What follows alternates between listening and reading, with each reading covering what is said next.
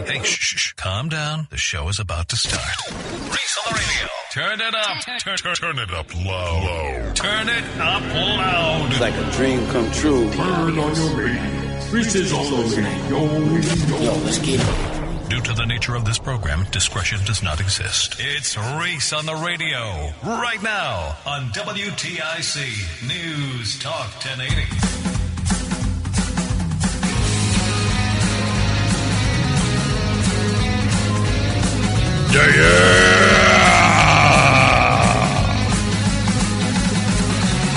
Holla, holla, and pop your collars. What's going on with my volume here? There we go. I like it loud, baby.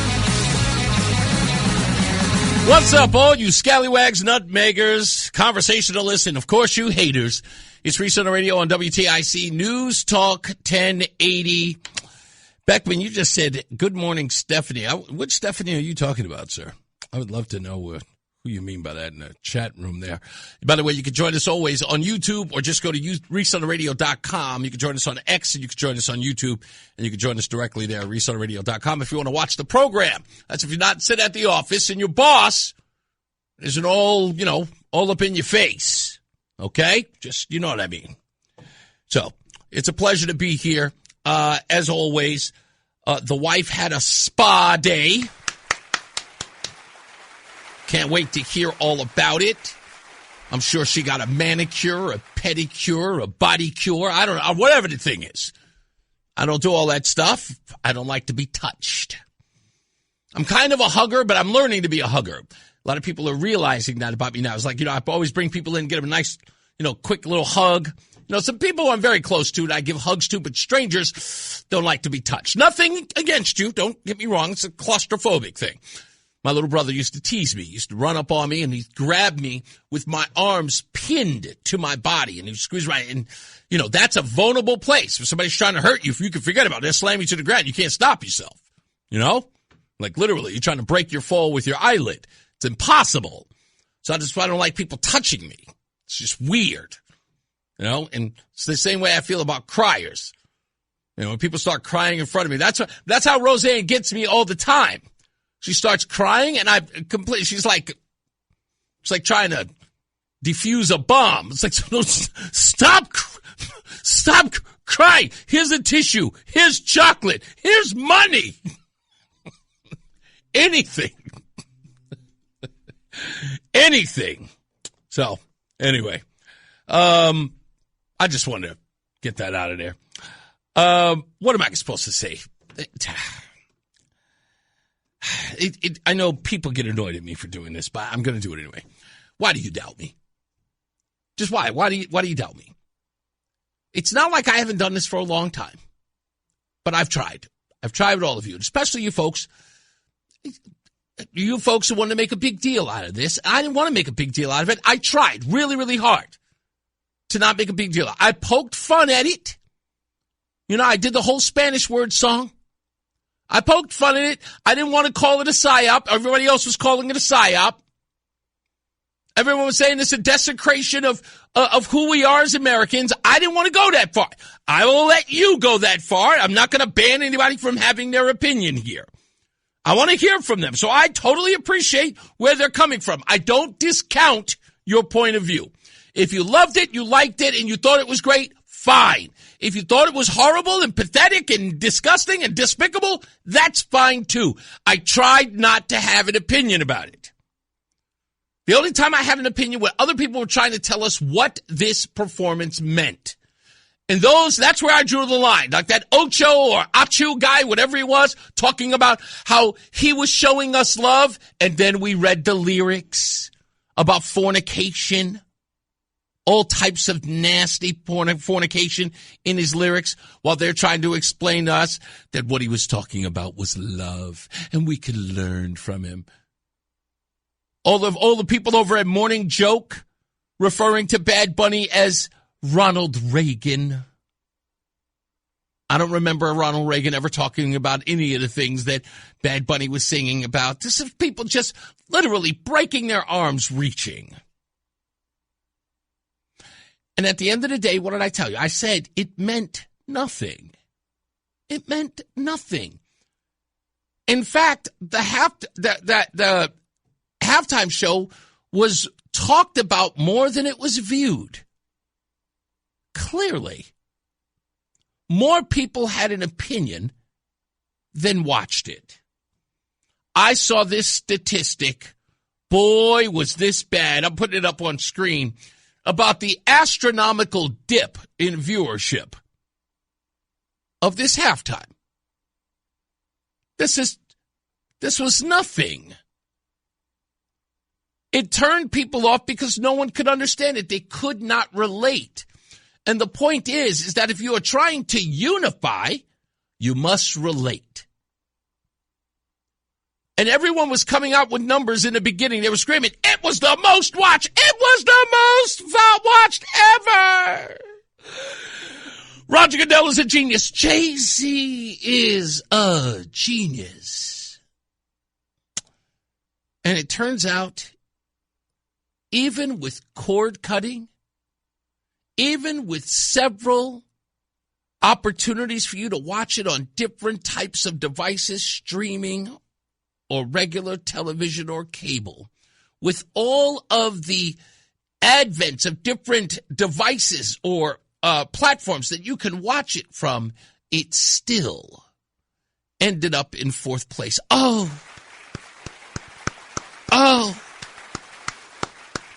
Shot through the heart, and you're to blame.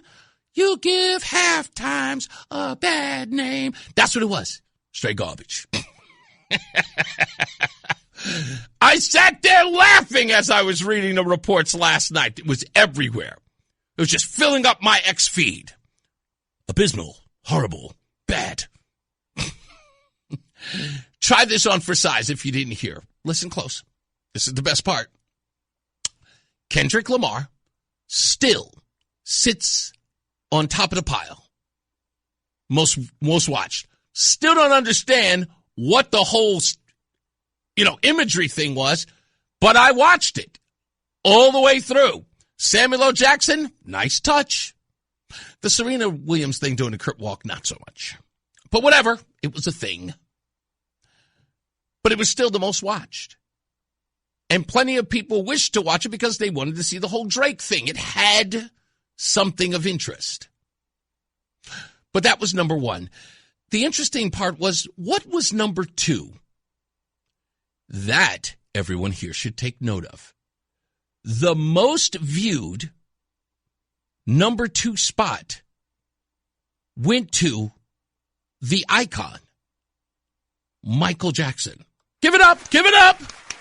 Forget about what you think about him. Why is that significant? Here's why. Because before Bad Bunny, Kendrick Lamar was the last, and Michael Jackson was the first. He was the first big name at the halftime show after In Living Color took all of their audience the year before. Michael Jackson. That's what they did the first time, brought Michael Jackson. So again, Michael Jackson, Kendrick Lamar, Michael Jackson. It's incredible, right? And Bad Bunny, hold on, here's the most important part because I got into it with Roland here yesterday. Or was it the day before? Well, Monday, whatever. The objective was to reach a wider audience, especially a Latino audience. And I made the case on Monday that said that audience was already tuned into the Super Bowl because they're already fans of the sport. And it turns out fewer people watched it. So expand your range and come up short. Who's getting fired? Who's getting fired? You created all that controversy, and all that controversy, what is that supposed to do? The controversy is supposed to bring eyeballs to your event. The controversy is the thing that sells. We were told that. We were told that for years. Controversy sells. There's no such thing as bad publicity because it's always publicity. What did they get for it? They got fourth watched Super Bowl halftime show. That is a failure, especially with all of the devices that can view this event. Anybody could. So what does that say? Does it say that they lost the culture war? Does it say that they don't have their finger on the pulse of what Americans want or want to watch? I'd say so. Perhaps the Jay-Z is hip thing has run its course. But then again, I was there 10 years ago. You guys are just reaching that point. None of these people have ever been really all that interesting. I mean, what's the most interesting thing about Jay-Z if it's not the hairdo? What, his marriage to Beyonce? Even that's gone a little sour, hasn't it? I mean, neither of them really put out good music anymore. Just truly, they don't. It's run its course. They're kind of just people. They're not actually entertaining us anymore. Now they're just showing up. That gets boring after a while. And this Bad Bunny thing, that's just the icing on the cake. This is one of those situations where Jay-Z and the NFL were being controversial for the sake of and not considering anybody but the idea of being controversial. This will get them talking, and it failed. The fact that there was another halftime show online and it was country music and Kid Rock doing what? A 20-year-old bob-de-bang-de-bang boogie record? Managed 25 million views overall, 6 million live. The fact that it got that kind of attention with a bunch of country music on an online event says a hell of a lot about what the Super Bowl halftime show has become. And how can you not walk away from it and say that it was a joke? How? But if that weren't the icing on the cake, this will be. Now, the guy who has made a career in the last couple of years of hating Donald Trump, what he said about Bad Bunny and liberals will blow your mind. When I saw it, it blew mine. Ladies and gentlemen, Jimmy Kimmel. This week, almost every liberal I know suddenly really into Bad Bunny. I mean, people I've never heard say the words bad or bunny in their lives. Like, I can't wait for Bad Bunny. Oh, what's your favorite Bad Bunny song? I don't know, but I love him. I love Bad Bunny. Here's the thing on me. Did I know any of the songs Bad Bunny was singing? Absolutely not. Never heard even 1 second of one of them. Did I understand any of what he was singing? Yes, the word nunca. That was it. Even Jimmy Kimmel is mocking it. All the phony praise, the phony love of Bad Bunny, knowing damn well most of the people who are raving about it had nothing to do with Bad Bunny. It was an opportunity to own the right or to make fun of conservatives or to say that you were backing a guy that you normally wouldn't listen to and you thought you would use Bad Bunny as a cudgel. I told everybody to chill out, the numbers would pan out, and you'd be vindicated. There's nothing to lose your minds about. And I get this all the time. I get people who come up to me all the time. It happened to me today. People will come up to me and say to me, Reese this, or, Reese, this is, and I always address it calmly. They say to me, Reese, how do you do it? I never take it seriously. I pay very close attention to what's going on. And at the end of the day, I hate to say it, I do. I always end up right. And the reason why is because I'm not panicking. I sit back and I watch. That's the objective. I am not reacting. Stop reacting. This Bad Bunny thing was a failure. That's what it was. And they know it.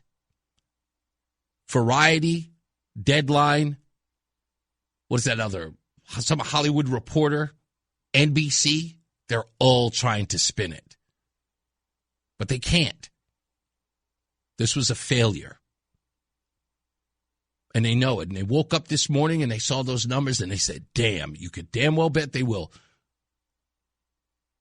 Sit idly by. Wait and see who the next person is. I promise you it won't be that controversial. I mean, unless they put on that weird girl. What's her name? What's that female rapper who's got the awful name? I can't remember her name right now. God, she's awful. But we'll see. I just look. Yeah, that's her name. Sexy Red. I knew you knew who she was. That's it. Boy, if they put her on there, that's it. If that's the case, they've not learned their lesson. But we'll see. We'll see. There's a lot of people with some anniversaries coming up in the music business. If they're smart, just bring them out. You know?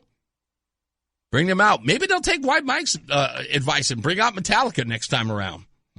By the way, when we come back, we got to talk about this crazy thing with Sam Darnold. And have you heard about this, Roland?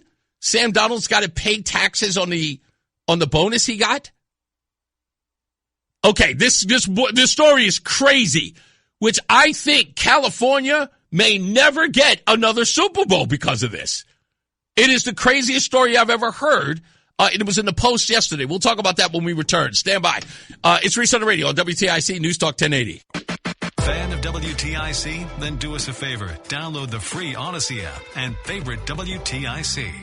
Plenty of news and plenty of views coming up today on the program. We've got Donald Trump, Connecticut, Blumenthal, Pam Bondi, a whole bunch of stuff coming up, so stand by for all of that. As I mentioned before the break, Sam Darnold, the quarterback of the Seattle Seahawks, winning Super Bowl champion Seattle Seahawks. Yeah, I wasn't trying to rub that in New England. I'm sorry. It's a bad thing. Anyway, so when he won the Super Bowl, the NFL usually gives a bonus to the players. They're also given bonuses for like yards thrown, catches, and all this stuff. It's an incentive thing in the NFL, and that's a big deal. And I noticed something very bizarre about this, as many people took to the internet about. And thank you guys in the chat room for bringing this up because you're very familiar with this. It turns out that California has a jock tax, and so does Connecticut. Wow, we really are like these losers over there, aren't we? Anyway, so this jock tax, Roland, what made this so crazy? Here's how they lay it out in the article. It says, Sam Darnold's California tax situation refers to a widely discussed financial quirk that emerged right after the Seattle Seahawks won the Super Bowl in Santa Clara, California at Levi Stadium. Darnold, the Seahawks quarterback, led his team to victory over the New England Patriots. As a Super Bowl winner, he received a bonus of approximately $178,000, the standard NFL winner's share for players on the victorious team. However, because the game and the associated participation time was in California, Darnold, a non-resident of the state, and he's with the Seattle Seahawks based in Washington, which has no state income tax, became subject to California's jock tax rules. This resulted in him owing the state significantly more in taxes than the bonus he received, creating a net financial loss for that specific event. How did that pan out? Well, according to the tax, which works itself around 14.6%, that Darnold would end up owing about $71,000 even if he used his bonus to pay off the taxes. And this is all based upon his yearly salary. He's got a 3-year contract of $105 million, which breaks down to about $33 to $35 million a year. And he had 8 duty days representing that small percentage of his total annual duty days. In California, that means they've got to take a considerable chunk of that pay. So that's how that works. So many people are upset about that, saying that that's an absolute embarrassment. But here's why I think it's interesting, because I know some people are going to say, yeah, Reese, but these guys are multimillionaires. As you just pointed out, he's got a $105 million contract. He gets $33 to $35 million a year. Okay, that may be the case. But let's say this. It's a rookie quarterback who gets to the Super Bowl. He usually gets, unless he's like a first-round pick. But let's say he's a rookie or a second-year quarterback and he actually ends up going to the Super Bowl. he's not making the big bucks, right? And he wins in California and has to pay that $178,000. Well, in this case, yeah. I mean, he gets that $178,000, but yet he owes anywhere between $197,000 and $249,000. Again, this is a rookie quarterback or a sixth-string rookie quarterback that gets to the Super Bowl. This bonus means nothing to him. And I believe this. I think the Players Association is going to look into this. And they're going to say, I don't think we should do that many Super Bowls in California. Why would you? You can do it anyway. In fact, we had a trivia game during the Super Bowl at Stadium 15. And do you know what I found out, Roland? Where do you think most Super Bowls, out of all of them, we have 60 now, what state do you think has hosted the most Super Bowls? Florida? Yep, 100% right. Florida has. That's why you do it there. Why would you do it in California? This is ridiculous. Now, Connecticut has the same jocks tax, but my question is, who's that going to affect? The WNBA? Who else? It's almost an unnecessary tax. Who's winning a championship here? That's in the pro ranks. We hold nothing here. And theirs, thankfully, is only 6.99%. I mean, I couldn't think of it unless People's Bank is going to be holding what? An NHL Stanley Cup around here at all? No. Absolutely. It's a stupid tax. It shouldn't even be here. It's take from the rich, give to the poor. It's called wealth redistribution. You might be right, Beckman, on that one. He's not going to pay that anyway. The team's going to take care of that. You think the team will? Yeah, absolutely. They're not going to let him use any of it. He just won you the Super Bowl. He's not paying for anything right now. I just can't believe that. I mean, not that I believe these guys should be pampered any more than they already are. I'm sure that barely. If you're Sam Darnold and you live in Washington, I don't think a meal has ever been paid for by the guy. Yeah, you don't. Right. But that's the thing when you play in professional sports. Unless there's something specific that you want to eat. Yeah. Like that's way out of the scope. Yeah. Of their making, then that's the only meal you're paying for because the facility will cater whatever you want to eat. Exactly. You could just you want lamb, you want pork chops, you want ribs. They'll get all of that for you. Are you telling me that if Sam Darnold walked into, Chez Magnifique in Seattle, if he walked into that restaurant and the maitre d' saw him, he's eating free. That's what I'm saying. Yeah, he's getting comped no matter what. Yeah. Unless he brings in like a whole team full of people. But yeah, he's getting comped without a doubt. And he's getting the best table in the house. But that's my whole point. Not that I think these guys shouldn't, they should have some sort of mechanism that protects them with that kind of money. He makes a crap load of money. $33 million a year is nothing to sneeze at. However, I don't think, if I'm looking at this from, let's say, backup quarterback, right? That kid is getting taxed because he gets a portion of whatever this amount is. Remember, this is Sam Darnold getting a portion of all of the money that goes to the team when they win the Super Bowl. So if you are a backup kicker who's making... you won't be paying as much. No, you won't be paying as much, but you'll be paying a fort. In this case, if you are a backup quarterback, you are pulling in, and again, remember, you don't have one of those big cushy contracts. You're going to have to pay them 14.6% of your annual salary. And whatever that money was you got as a bonus, well, let's say it's $50,000, forget about it. That money's gone. Nobody, the regular players who don't get that big contract like Sam Darnold, no. They'll never go back there. Yeah. I would never do it. I'd be going to the Players Association today and say, when's California playing? When we go to California for the Super Bowl? Because that year, it's bust. We're not doing anything. Well, we'll do a playoff. Some people don't feel sorry for him, though. So I noticed. Like Chris Rock said, you hate us now. If you only knew the amount of things we got for free, then you would hate us more. You would hate us a whole lot more. So. Craig says the Travelers Championship in Cromwell, total purse is $20 million. Keegan Bradley won $3.6 million last year. And look, I totally get what that is, but again, $3.6 million. What did he pay? 14.6% of that to the jock tax. I'm sorry, that's in California. But if he played it here, that's 6.99%, 7%. It's just 7%. They also say here, in fact, let me read the whole thing. It says, withholding requirements, venues, teams, and players in Connecticut, stadiums, or event organizers must withhold Connecticut income tax at a flat rate of 6.99% on gross payments to non-resident performers, including athletes such as the NFL, NBA, or NBL, or Major League Baseball players, wrestlers, golfers, referees, trainers, etc. This is outlined in the state's Department of Revenue Services, including policy statement. Look, I wouldn't win here. I'd be out. Why? Nobody's going to take that kind of cash from me. It's disincentivizing, if anything. So I just thought it was an interesting story. Many people are saying, I heard somebody said it today at one of the meetings I was at.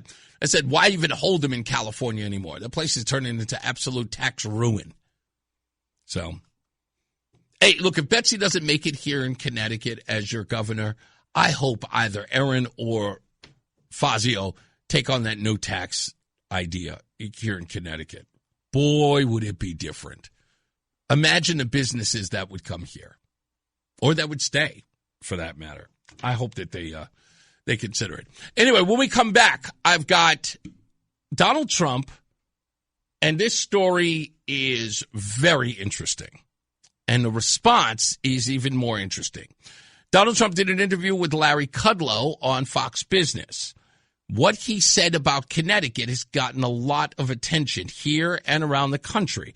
I'm going to play it for you, and I'm also going to tell you or talk to you about what you didn't hear about the statement, because I believe that Donald Trump put Connecticut on the map, and not in a good way. And also Richard Blumenthal, who I was almost tempted to text and ask him for a statement. But you know what? I'll wait until he gets into town for this. We've got that. Also, I want to talk about what the job numbers were. I've got great audio sound bites on that. Ted Cruz. No, not Ted Cruz. I apologize. That's just sitting in front of me for some odd reason. I had something else that I wanted to play. The job numbers are important. I want to get into that a little bit. Also, later on in the program, I want to talk about Britney Spears as well. Plus, I'm going to see if we can get Roseanne on the phone to tell her, to find out what she did do today with her little spa day, because she's been dying for one for the longest. So I'll find out exactly what that's like and see if she's going to come in tomorrow. All right, and plus we're taking your phone calls at 860-522-WTIC, 860-522-9842. Stand by. More news, more views. It's Reese on the radio. It's Reese on the radio on News Talk 1080 WTIC. Hey, we're back. Reese on the radio here. As I said, we've got a lot of good numbers that came out of the jobs report. I'm going to break down exactly what all that craziness was about. We were told, or at least there were some people who were very nervous about what the job numbers are going to be. We'll break that down for you as well with some audio sound bites. Also, I got a very, very crazy story about a father and daughter who got into a debate about Donald Trump that ended fatally that I read about as well. There's a garbage situation going on in New York City, as well as a whole bunch of other stuff. It is maybe, look, I'm going to give the guy at least a moment to think, to at least get his feet under him. But Zoran Mamdani, if he doesn't get a hold of what's going on in New York, it could be really, really bad. And he needs to step it up really, really fast. I mean, really step it up. Because it's looking pretty bad out there. And I know, I told you folks, I don't really care for the New York anymore. If that place burned to the ground, I wouldn't care. I wouldn't shed a tear. The place I don't even recognize it anymore. I don't.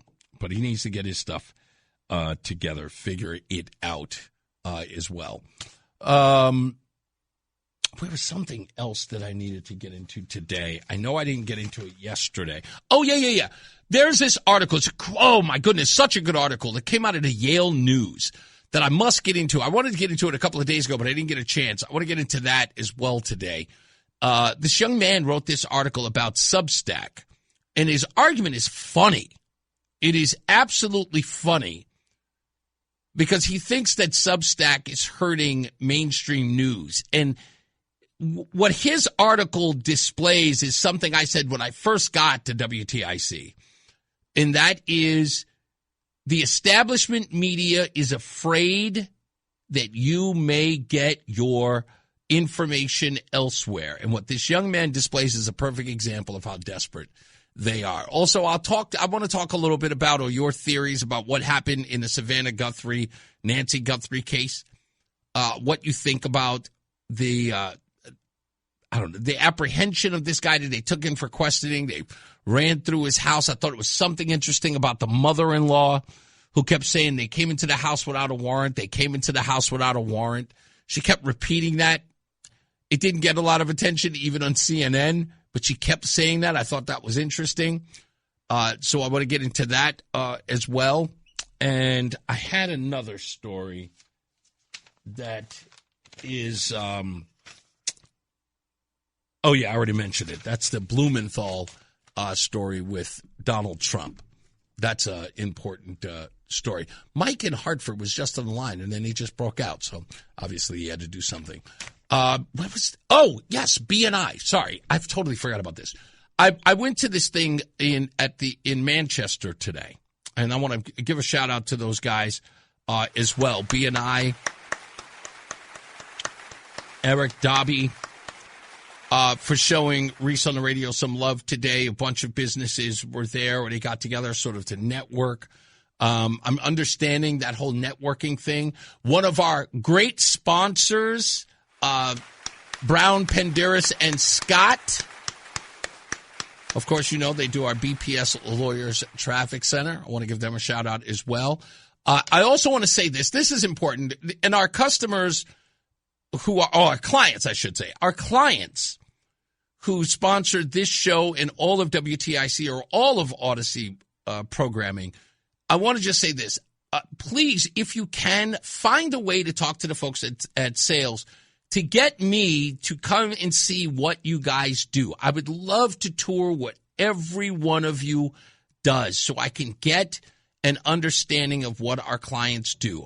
I believe that, a lot of you have been with us for years, and I think that, one, I want to celebrate the fact that you have supported us and supported this network and supported this show. So I want to go out there and actually sort of build a relationship with you like I do with, of course, between rounds. My relationship with them is solid. And everybody else, USA Waste, I have a great relationship with those folks. Our sponsors are not just people who are on the air before and after our program or in the middle of the program as some sort of buffer between the two. They do business with you, and that's what they do. And I think it's important that they don't just sponsor the show in these sort of intermissions, so to speak, that they actually become a fabric of the show. I want to actually be a part of those products, use those products, and use what they sell. So I have a relationship with what is being broadcast on the air. So if you are a part of any of the companies that broadcast here on WTIC or at Odyssey, please, I would love to be invited or get an opportunity to come check out your facilities to see what you do. I'm a curious guy. I'm incredibly curious about what you folks do, and an understanding of that helps me help you in a lot of ways. So I don't want it to just be sort of like a business relationship. I believe that people who spend their money with this network are family. So I just want to say thank you for that. I will always appreciate that because you trust us and you trust our listeners. So that's important. Anyway, with that, folks, we'll take a break. We've got news coming up. I think that Dave Mager is stepping in for John Silva. I think I just saw him at the mic. He'll join you there. When we come back, we'll talk about Donald Trump and what he said about Connecticut voting and Richard Blumenthal. We've got the audio sound bites. We'll play that as well. And, of course, we'll take your phone calls at 860-522-WTIC, 860-522-9842. Here is Dave Mager in the WTIC newsroom. We'll be back. Reese on the radio, making sense of the news. Yeah, even when it makes no sense at all. Now on WTIC, News Talk 1080. Hey, we're back. Reese on the radio right here live. Thank you all, as always, for checking in on the program. Remember, if you do miss the program at any time, you can always go to ReeseOnTheRadio.com, check out after the show, or go to WTIC.com. We'd really, really rather you go one of those two places. Share with your friends. Let everybody know about the program. I hope you find it as important as we do here as well. Or download the Odyssey app, and you can listen to the show whenever you like, or any of the fine programming here on the station. Now, this is the most important thing to recognize about politics in Connecticut.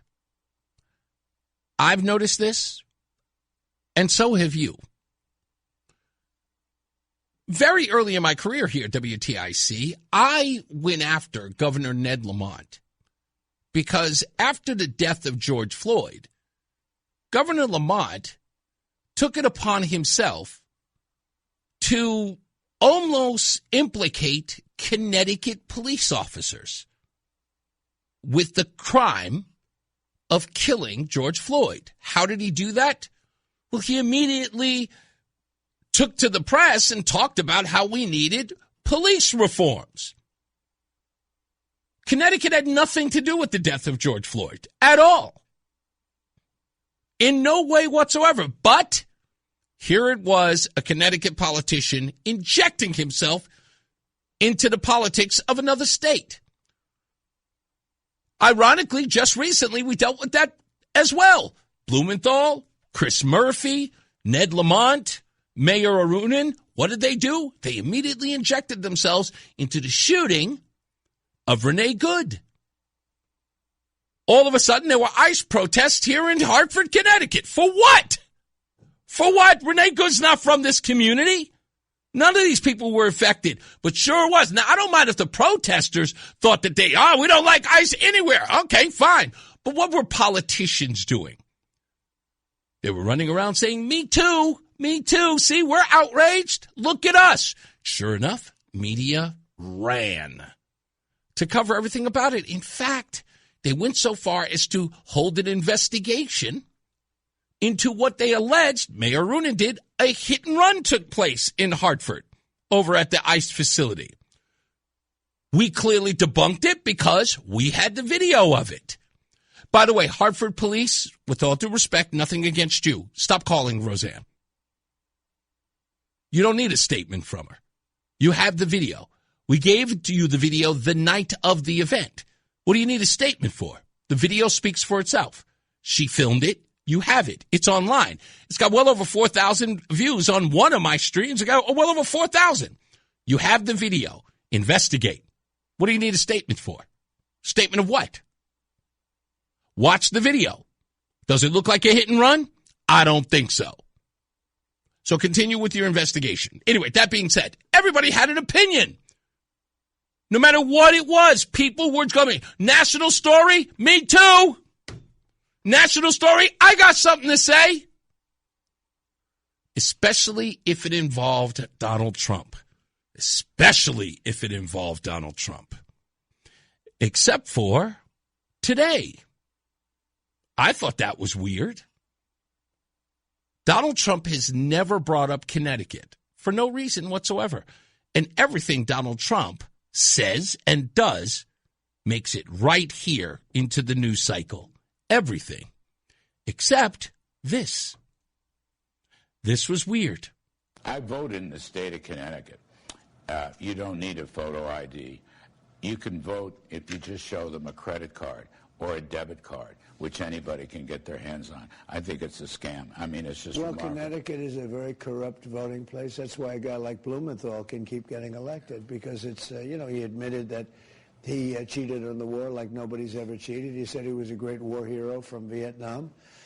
And I went to Vietnam for a couple of days, and I spent 2 more days than he did there. He was never there. and he keeps getting elected. Sort of amazing. It's amazing that he was able to get out of that one. But I bring it up because it was one of the most, maybe the most egregious I've ever seen. So I went, now, Donald Trump is coming in pretty hard. Coming in hot and blazing. Larry Kudlow calling Connecticut voting corrupt. And I went and looked online. Did anybody have anything to say?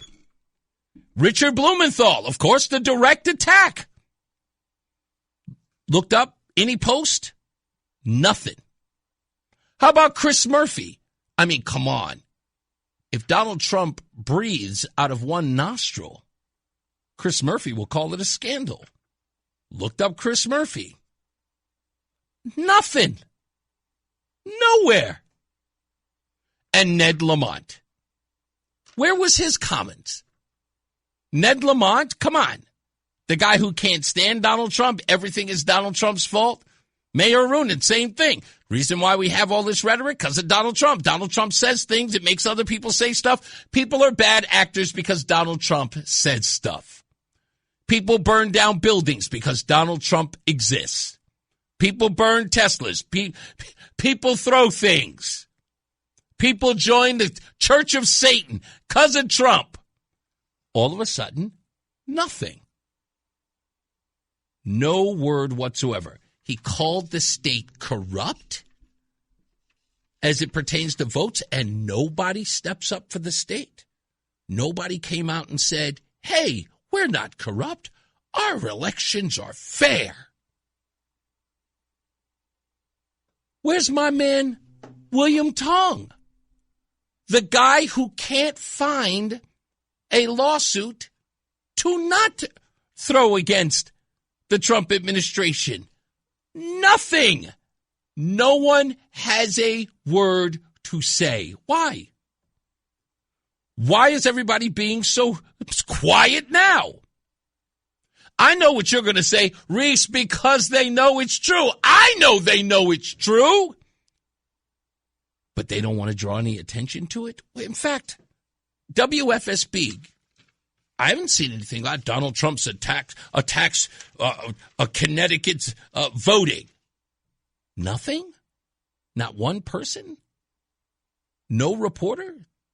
David Harr? Connecticut Insider? Fox 61? No one mentioned it in an exclusive interview? Nothing? Larry Kudlow says that you can use a credit card to vote in an election. That's a damning indictment.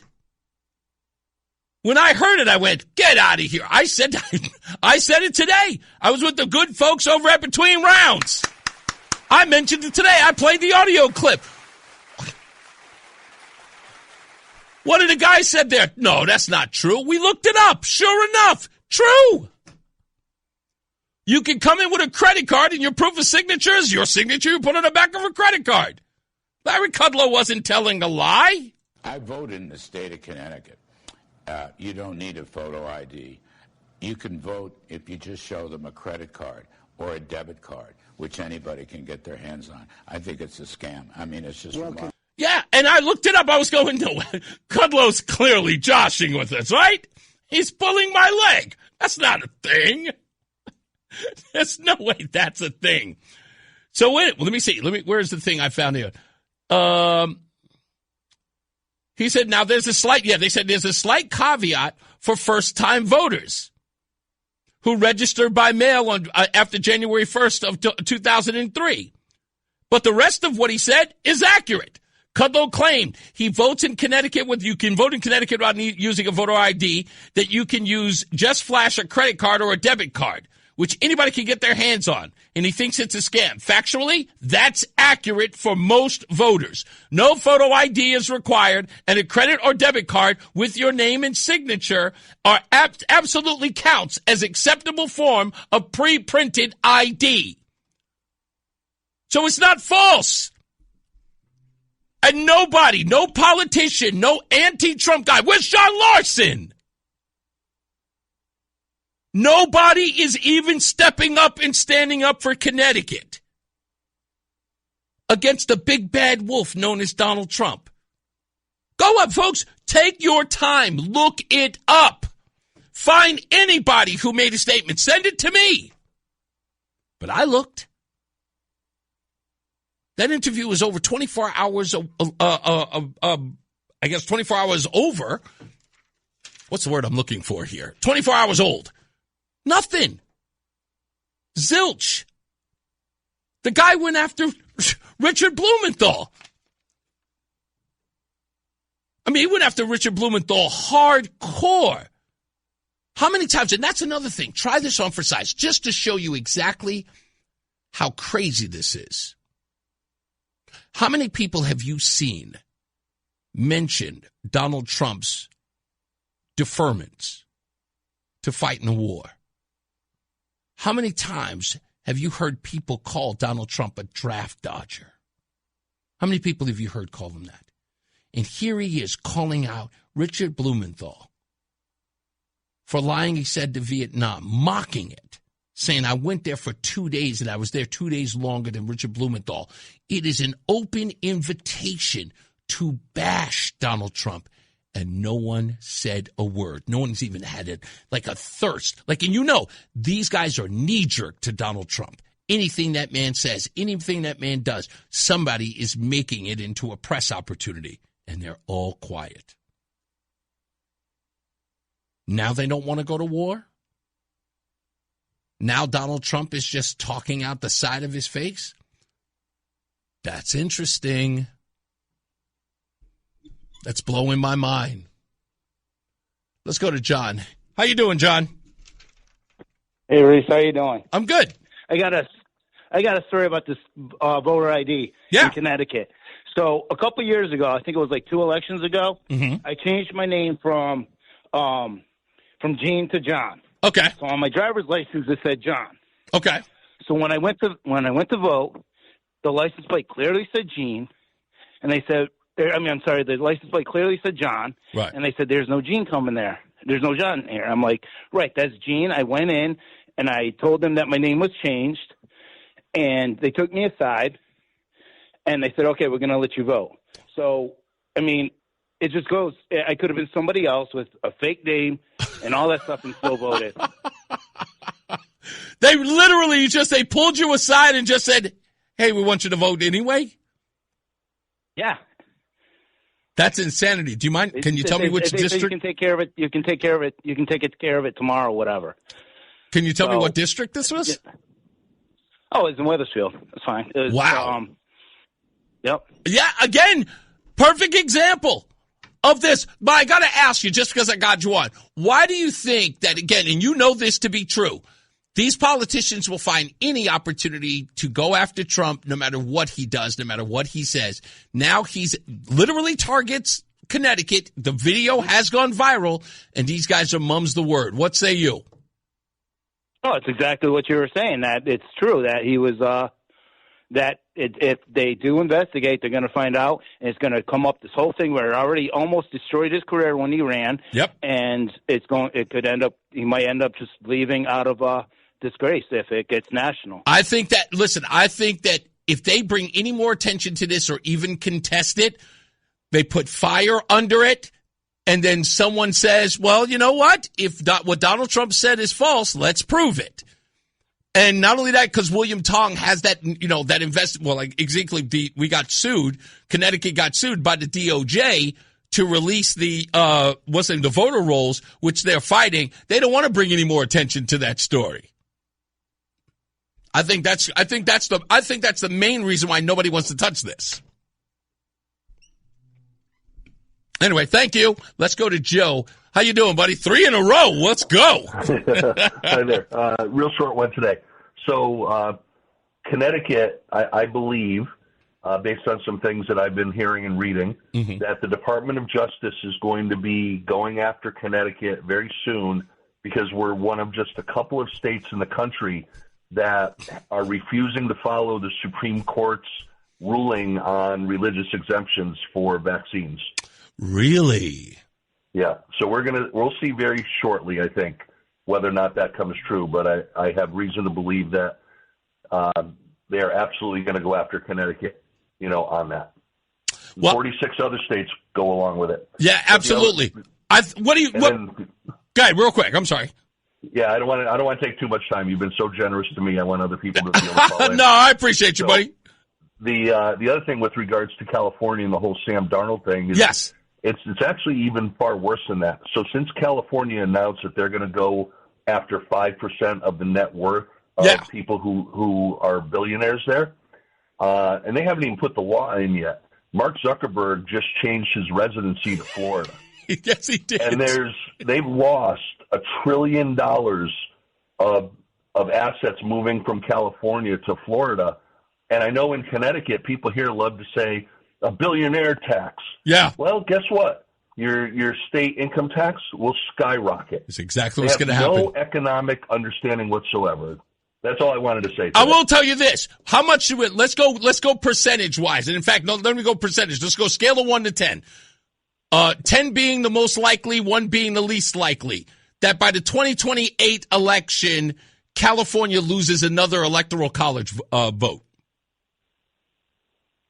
I would say absolutely, but I'm hesitant here because California just got the permission to gerrymander the way that they want to, which is going to add 5 Democrat seats in the House. Yes. So it's not necessarily that big of a win. Yeah, I totally get that. But I want to see, the point is I'm looking at the amount of the exodus that's happening there. And if we get this federal ruling, 2 things: birthright citizenship, even though I know that's probably not likely. It looks not weak, but it's like kind of 50-50. But I really do believe that this voter ID law, if this Trust Act thing really, really happens, and I really believe it will, I think California is really going to rue the day in 2028. I think it's going to lose more and more people. And electoral college votes, just the fact that they went from 55 to 54 is enough for me.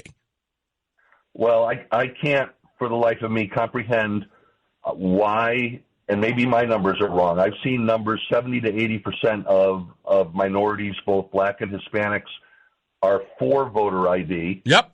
Yet the Democrats don't want to put it in because it hurts black and Hispanics. I don't get it. It's I know outworldly. Is, that's what it is. It's the upside down world. That's exactly what it is. Yep. Thank you very much. You got it, boss. Let me read a couple of comments here in the chat room. Chris says, Reese, welcome to Connecticut. These politicians are as crooked as the worst criminals regarding the voting in Connecticut. All of our cities are stuffed 10 deep in 1-bedroom apartments with illegal voters, criminals, them all. I totally agree with you there, Chris. Chester writes, Chris, I'm not defending Blumenthal on lying about his service to Vietnam, but President Bone Spurs is hardly the person who should be judging that. That's my point, Chester. Chester, you're making my point. That's the whole thing, is that you are doing exactly what Blumenthal, Chris Murphy, William Tong, Ned Lamont, John, the one thing none of those guys are doing. You have got the guts to do. You have got the guts to say Donald Trump has got no nerve, some nerve pointing out Blumenthal's service. But yet, where are these elected politicians who jump at any opportunity to criticize Donald Trump? You're making my point. You're exactly that. Don't let me read the rest of it. I don't want to not read all of it. He said Trump claimed that attendance at high school military academy was military service. I know you will have a justification for Trump's claim. I don't. All of my family served. So no, I'm not justifying that at all. But it is as much of a lie as Blumenthal's. Well, I mean, lie as much as Blumenthal's? Okay. Blumenthal said when I was in Vietnam. Okay. I mean, that's what he said. It's just what the case is. He says, let's face it, most of these guys lie or make hyperbolic statements. I am at the point where I don't believe anything that any of them or the media have to say until I verify it for myself. Chester, good on you. I applaud you, my friend. I totally applaud you. And Beckman says, I can tell you how many California license plates I see in my neighborhood. I am 10 miles from the Strip, so these are not just visitors. Those folks are moving to Nevada. Indeed they are, my friend. Indeed they are. We'll take a break. We'll come back. More news, more views. The 22nd of January. What did Governor Lamont say? It will surprise you. We'll be back. It's Reese on the Radio. Listen to WTIC News Talk 1080 on the free Odyssey app. Download and like WTIC today for alerts on special programming. We're back. Reese on the Radio here. Coming up, we're going to talk about the job numbers and all the people, the naysayers out there talking a whole bunch of smack.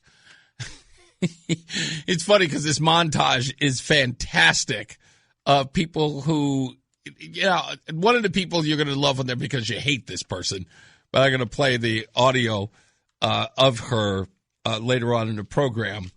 And I wish people didn't hate this woman so much because I love her when she's on.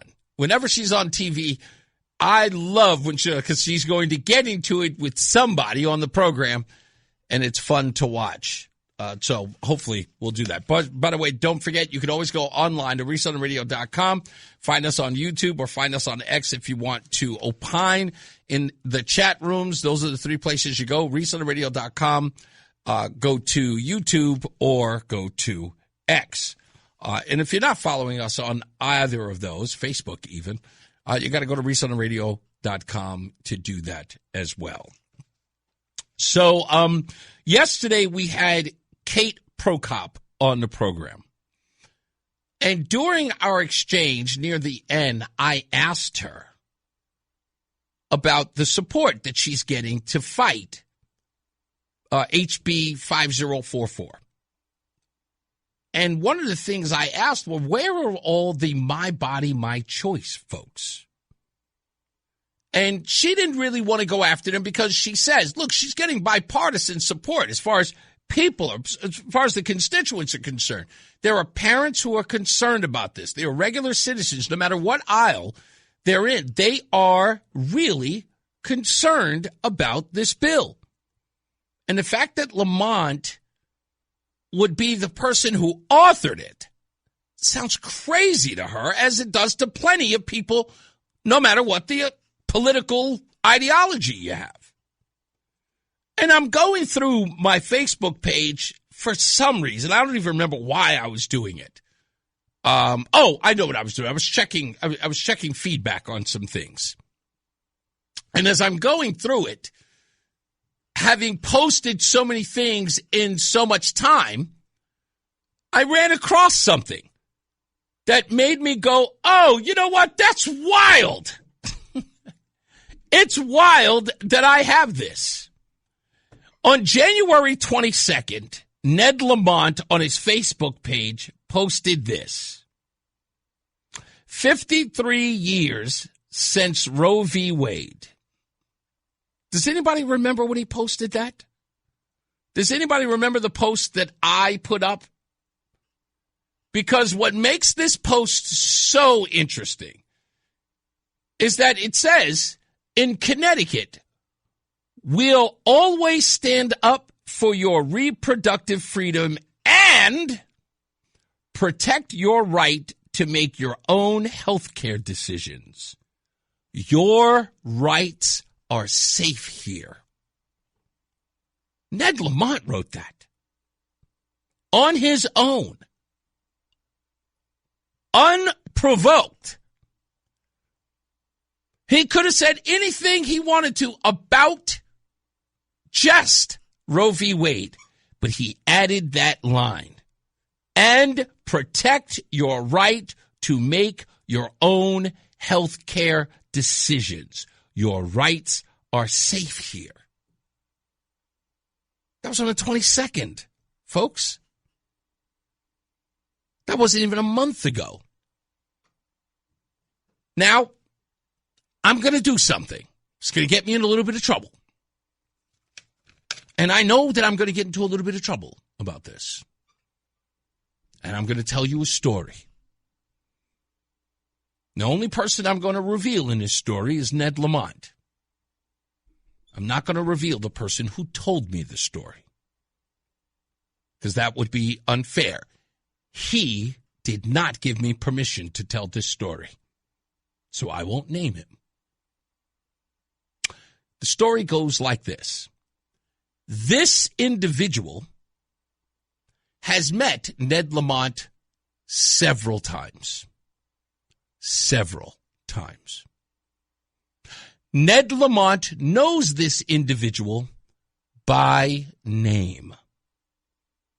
When I say knows the individual by name, by this individual be standing someplace, Ned Lamont will recognize him and say, hey, blanky blank, how are you? Call them by name, full name, first and last. Hey, blanky blank, how are you? Reaches out, shakes their hand. It's been a case for years. But just recently, the same person said that they were somewhere where Ned Lamont was, and blanky blank walked up to him and said hello. And Ned Lamont did not recognize him. And now, hear me out here. I wish the person who told me this story was a flaky, lying,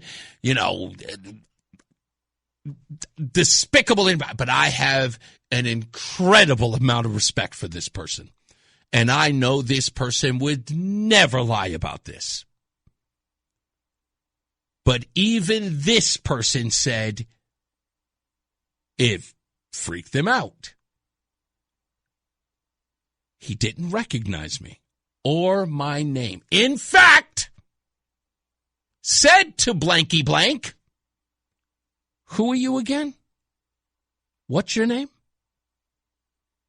And blanky blank said, I'm blanky blank. And there was no, oh, it was, okay. Crazy, right? I don't want to say anything, Joe Biden. I'm not that kind of guy. Never would I suggest that there was a Joe Biden incident that took place. But like I said, blankety blank said, I've seen the governor several times. Again, reached out to me. Hey, blanky blank, what's going on? Excited. This event, who are you?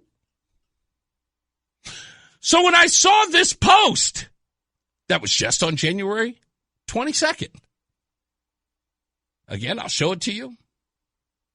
It says here, protect your rights to make your own health care decisions.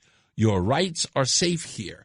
And then he authors House Bill 5044.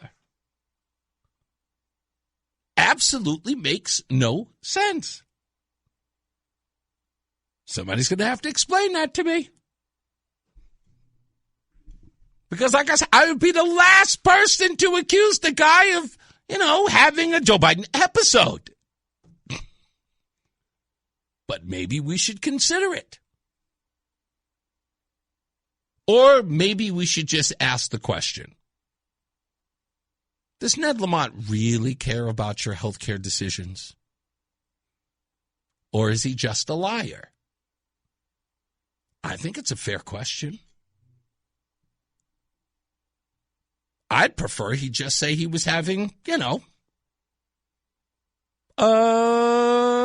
episode.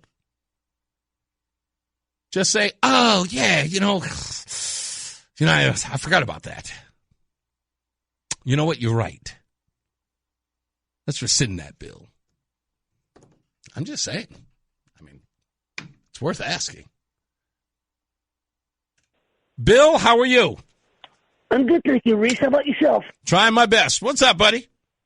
I'm about to state the obvious. Governor Lamont is out of touch with the residents of our state. You don't think he forgot? You don't think, Bill, that he may have forgotten? He wants to give my wife and I $400 measly for our electricity bill, and yet he wouldn't sign on to the no tax on tips, overtime, or Social Security. My wife is picking up extra shifts so that our ends will at least look at each other, let alone meet, because I'm not able to find a job at this time and only get Social Security disability. Right. Then he proposes House Bill 5044. I'm about to tear out what's left of my hair, which isn't much, by the way. But Bill, it doesn't. Listen, none of it makes sense, and I think this guy. You know what? Here's what I think. I think he has been following Brian and company. When Brian goes darting across Connecticut, I think that's how Governor Lamont has been governing the people of Connecticut. He's throwing darts at a wall, coming up with ideas for his re-election campaign. But he's not. He's not governing. He's just making statements. It's wild. Yes, it is. It's wild. It's some of the most insane stuff that this guy's coming up with. He's blowing my mind every day. I don't know what to tell you, but you know what? Listen. Good luck to your wife. I hope we get some attention to this no tax on tips and no tax on overtime. The news media has not been covering it, but please let her know. Just hold on, because we're trying to come to the rescue on that one. That's the reason why this guy can't get reelected. Yeah, I hope that you'll come. I hope that you'll come to Torrington soon, because I would love to meet you and Roseanne. I feel as if I know you. Bill, I owe Torrington a visit. I will make that happen very soon, and I'll let you know when. Okay? Thanks, my friend. You take care. You got it. You too. We'll take another phone call when we get back. Stay on the line, Todd, Frank. We'll get to you folks in due course. We'll take a second, and then I got to address this text I just got from KB. But also, if you got phone calls, send them in. It's 860-522-WTIC, 860-522-9842, and we'll also read your comments in the chat room. We'll be back. It's Reese on the Radio. It's Reese on the Radio on News Talk 1080 WTIC. We're back. Let me get to Todd in Unionville. How are you, sir? Good. How are you today, sir? I'm doing fantastic. What do you got? So, could you read the last part of that so I could hear it just one more time, Reese? Because I really need to hear that one more time. Oh, okay. So you're talking about the last part of Governor Lamont's... Yes, sir. Yes, absolutely. Yeah, let me pop that up for everybody on the screen here, and let me make sure that I can read it in total. Let me get this here. Let me pop this up on the screen here, and then I will read it to you. So he writes the whole thing. He says, 53 years since Roe v. Wade. In Connecticut, we'll always stand up for your reproductive freedom and protect your right to make your own health care decisions. Your rights are safe here, he wrote. You mean like the COVID shot? When you had the choice to take the COVID shot? How many policemen and the firefighters, nurses, how many of those people actually lost their jobs because they refused his mandate? You mean that? Yeah, listen, I wasn't even here, and I was outraged that he posted it. I just want to make sure that we're perfectly clear here. He says our health care rights are safe in Connecticut. Couldn't believe he wrote it. Except when COVID comes and we're going to lock everybody down. And by the way, you essential workers, you keep going. Yep. Because everybody else, well, the essential workers are the lowest paid on the scale to begin with. We're the poor schmucks out there paying the bill to begin with. Right? We're stocking the shelves so he can sit at home on his iPad and eat his dinner. It's awesome. It is Our governor is just awesome. I can't believe. Oh, and by the way, I wanted to bring up one other point with you. Yes, sir. In the state of Connecticut, it's legal to get a driver's license if you're illegal. Yeah. And then you go to the polling place, you take out your license, and they just assume that you're a citizen and a resident, and you can vote. Well, someone just sent this to me. Thank you, Michael C. Michael C. just sent to me, in Connecticut, no ID is required, not even a debit card. They will simply have you sign an affidavit at the poll location. Yeah, I heard that too. Holy moly, man. This is insanity. I swear I'm a citizen, honest. Thank you, Reese. You got it, man. Thank you. You got it. Let's go to Joe. He's in West Hartford. What's up, sir? Well, man, you're killing me. Somebody mentioned earlier about a dartboard that yes makes decisions with. Governing by dartboard.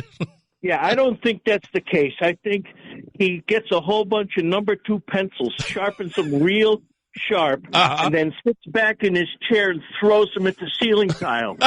And that's where the decision is made. Just on a humorous note. Yeah, you know what? What I remember. You remember back in the days when you used to do the scholastic test or like the standardized test in school, and the guys who didn't study for them, they came up with the idea of just doing abacadabra. So they would just go A, B, C all the way down through the whole thing. That's the way he governs. I won a prize one time for a knowledge test about the railroad and where certain things when I used to work for them. Yeah. And I was new. Mm-hmm. I didn't know anything. So I just went down the list and marked everything in the middle. Why not? I couldn't see one, and I won. No way. I did.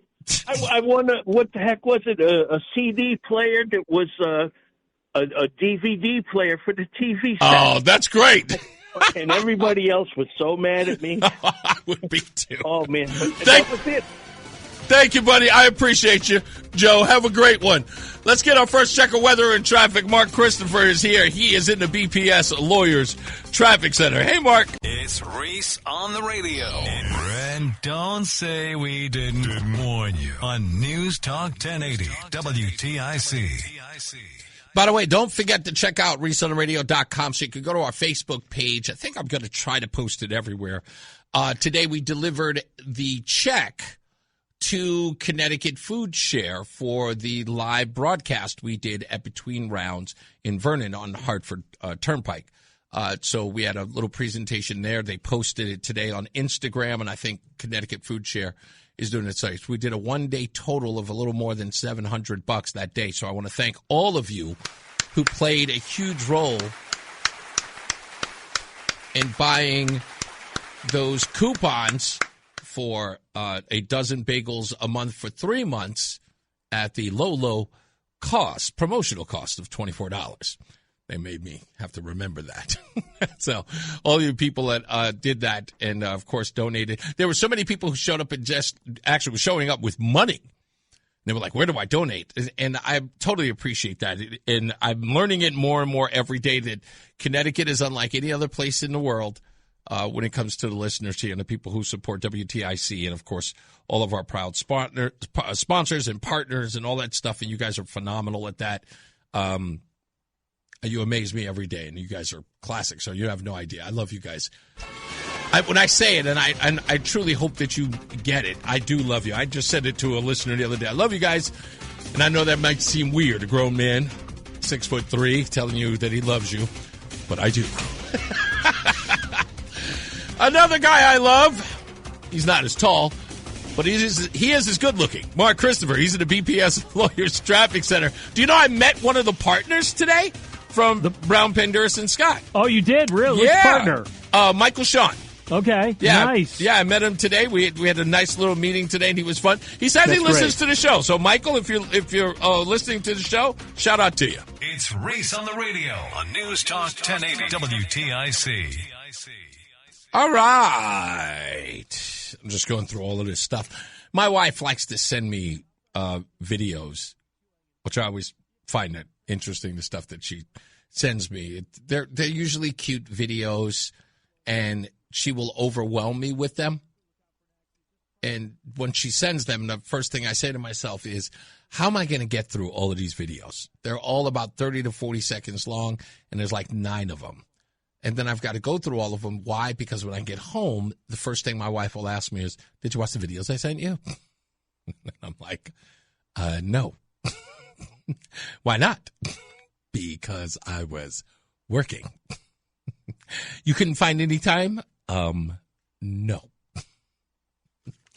So my wife has probably sent me hundreds of videos. If I am lucky, I've seen 5 of them. If I'm lucky. Just too busy.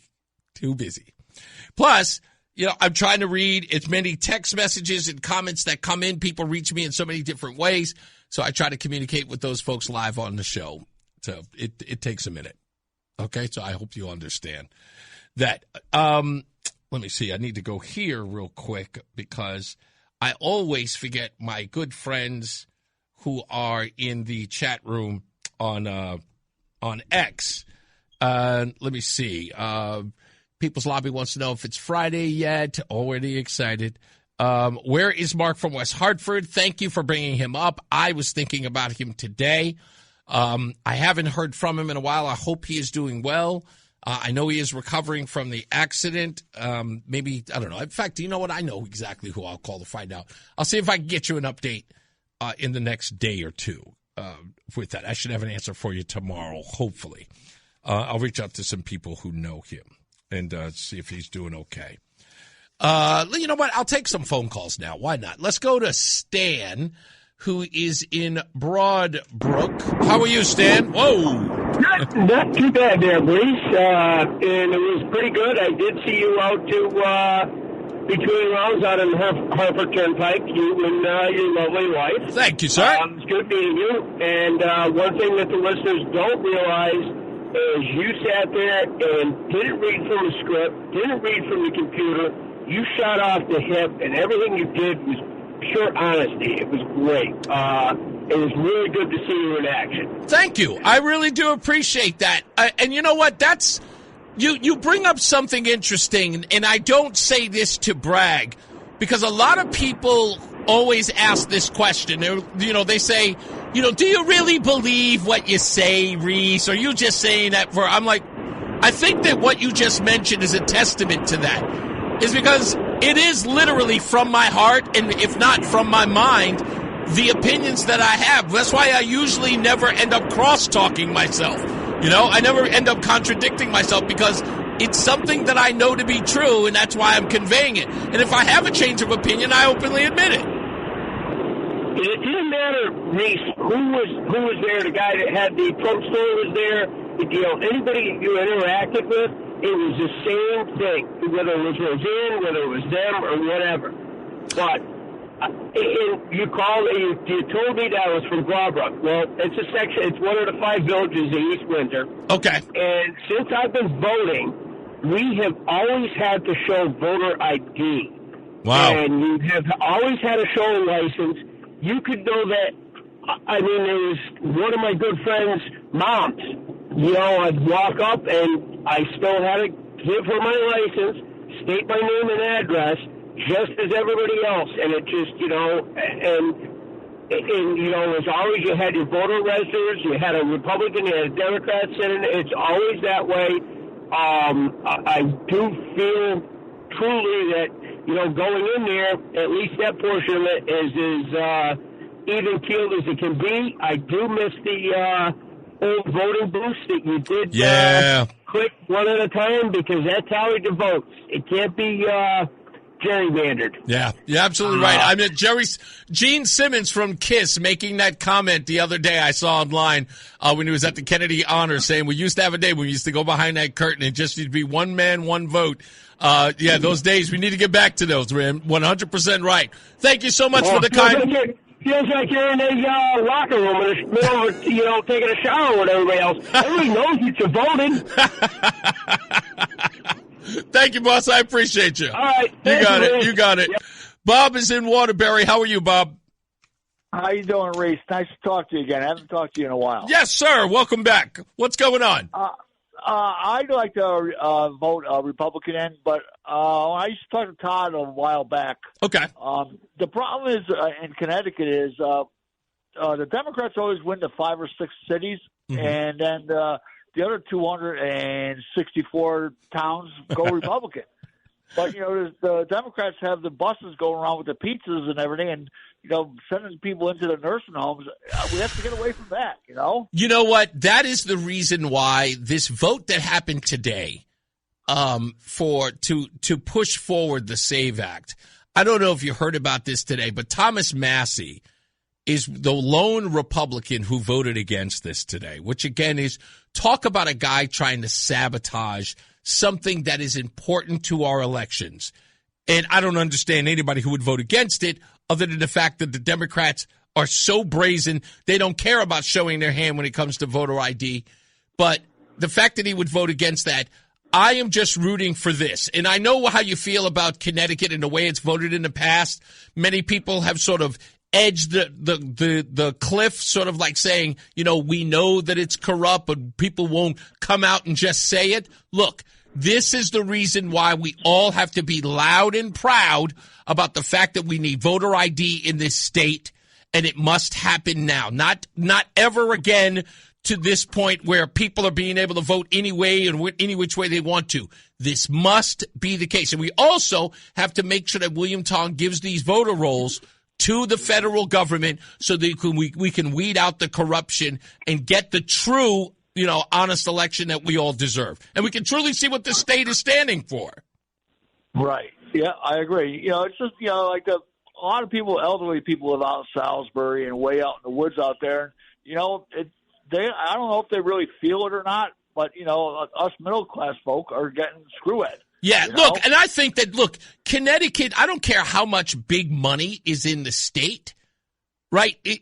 We cannot give Lamont a permission slip to appease progressives in the state and turn this into one of the worst tax and spend states known to man. And what I mean by that is taking Connecticut's wealth and then turning this state into a welfare state. In a sense, we have a growing number of people who are on the dole. And what is the purpose of that? So that the state can say, look how many people we take care of? I mean, that cannot be the political platform of the Democrat Party or any party for that matter in this state. Well, I think whoever wins on the Republican side should, get a list of all the companies we've lost over the last 5 or 10 years. Indeed, and get them on tape. Get them on tape and ask them why they left. All the companies and list all the companies. Say, listen, you guys are doing such a good job. How come all these companies, and list off 30 of them, are gone? Yeah. I told you, you know what I said? This is the part that blew my mind. In Duracell, okay, I understand Duracell maybe for a lot of reasons. It's competitive for a company like Duracell. But this was the one that I never understood. It was the Lego one. The Lego one really gets me. And here's why. If you've been to a mall and seen that Lego store, it is the most popular toy there is everywhere.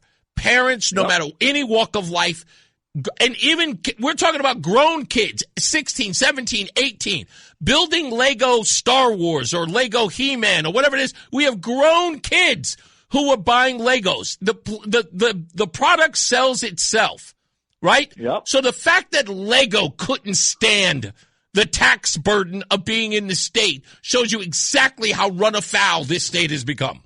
Oh, it's incredible. It's incredible. I mean, and after a while, the companies say that's it.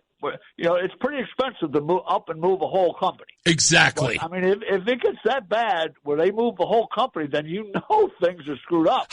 I'll tell you, Zoran Mamdani knows it best. And here's the crazy part: what did he decide to do when word came out that businesses were saying, "Hey, if you tax us, we're leaving"? What did he say? He says, "Then I'll find a way to penalize you for leaving," which again is who would want to?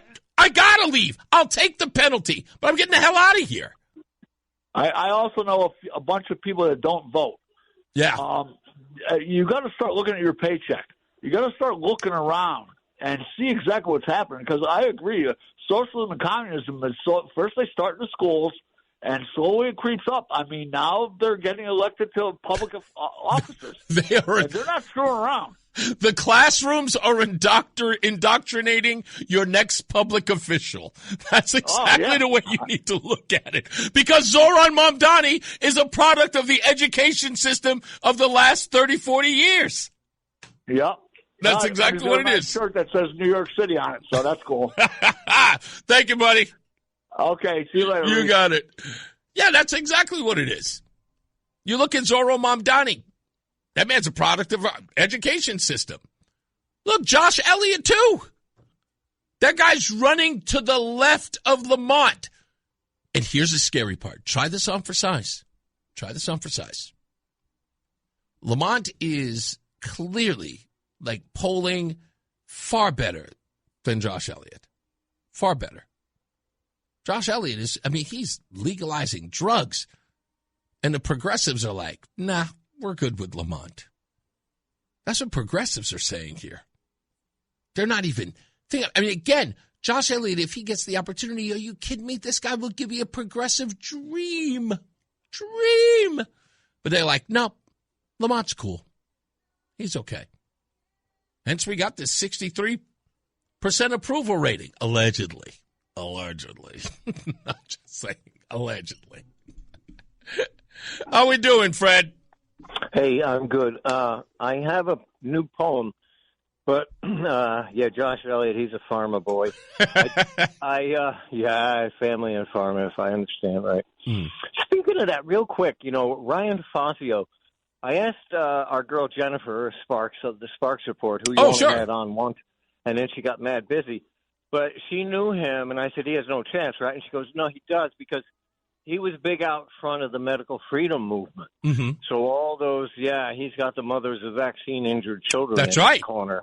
Mm-hmm. So that's a very strong base. And I want to see Betsy for governor with him as a lieutenant governor. You know what? That is a sentiment I'm hearing a lot outside in the street. People like her so much, and because of his legislative chops, that he's a great lieutenant governor. If not, I think somebody said something around as far as a switcheroo, that he would be a great lieutenant governor, and Betsy would work great as the Secretary of State.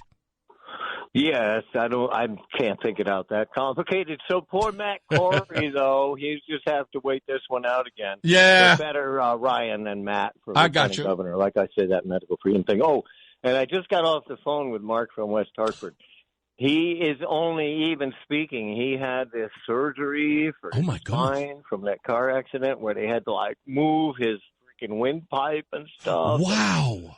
Yeah, man. And so he's taken a vow of silence. The universe laid it on him for some time, and then he hasn't been on any of the media. Just I know, his freaking nervous system unagitated. Okay. Yeah, so he's recovering now. He made it, he's thankful for the technology we have. Well, you tell him, I don't know if he's listening or if this show or anything else. No, he's not. He's not listening. So he doesn't get rattled. Well, if you talk to him again, please send him my love, send him our love. All of us, people have been asking about him ever since he's been gone.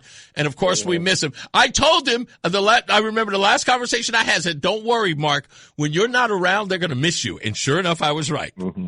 But for the want of a thing, is its true value realized. So do I have time for this poem? It's pretty quick. Go ahead. Go for it. And now here's a government agency that you can really trust. Public health. It's a thing. It's all of a thing, and it's political. Though it should not, must not ever be politicized. It has been, is being politicized by people who are simply anti-science. Ignorant folks who have no comprehension of concepts like contagion, herd immunity, or viral loads. Why all these ignoramuses ever seem to want to talk about is the Nuremberg Code. And at risk of being cliche, won't somebody please think of the children? Newborns and such, having just got here, have zero immunity to 1,001 potential perils. And yet, as of right now, are being immunized against only 70. Do the math. And here Robert Fitzsimmons Kennedy wants to give babies less injections. Numbers don't lie. Does he want them to die? Of the 931 as yet unattended to potentially fatal infections? So parent or not, talk to your doctor sooner than later. With each tick of the clock, the danger grows greater. COVID number 9 has not gone anywhere. Your two best friends right now are your pharmacist and your fear. But wait, there's more. A free 6-pack of beer? Thank you. I don't know if I agree with the sentiment about vaccinating your kids from 100 diseases, but... Well, that's where they want to go, dude. They could just keep developing new vaccines. Well, I mean, they find a thing and say, we got to vaccinate against it. That's where they want to go. It's up to 70, dude. Yeah, it's enough. It's enough. Thank you, buddy. Yeah. I appreciate you. Let's get up. You got it. Let's get another check of our weather and traffic. Mark Christopher is at our BPS Lawyers Traffic Center. By the way, I did ask Michael Sean why they do Brown, Penderson, Scott versus BPS. He was like, I don't know. Yeah, they do. They do Brown, Penderson, Scott in the morning, and then BPS Lawyers BPS in the afternoon. Yeah, I asked him. I was like, "Is there a reason for that?" He was like, "I don't know." There must be some research behind it, but indeed. Stay locked in. Reese on the radio is on WTIC News Talk 1080.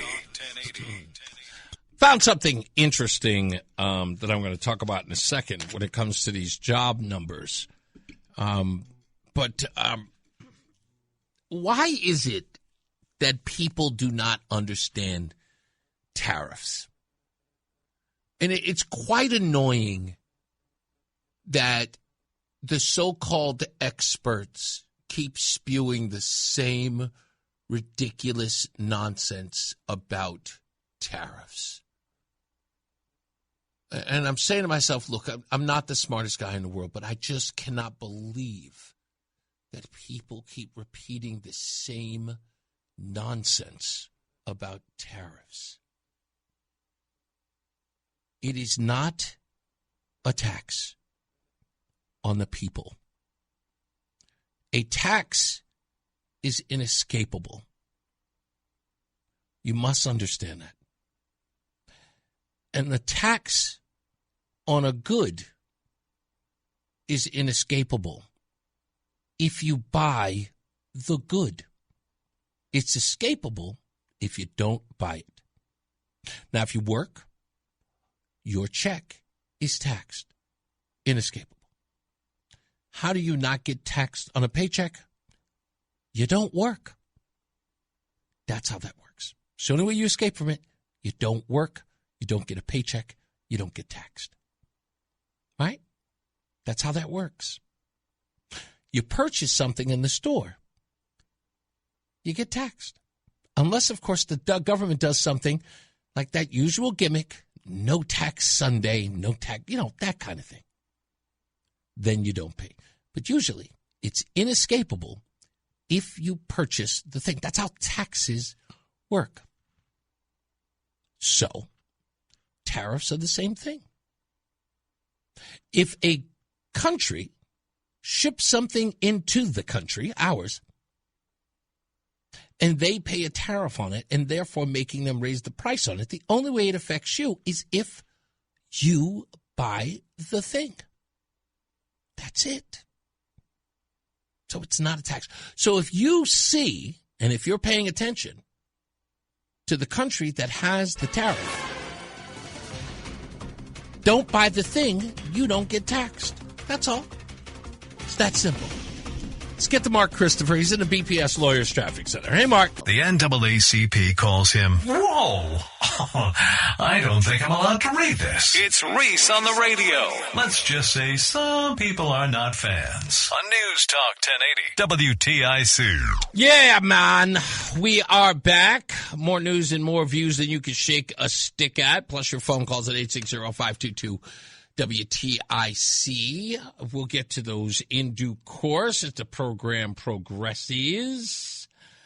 I'm always, how do I put this? I don't really care about the jobs report.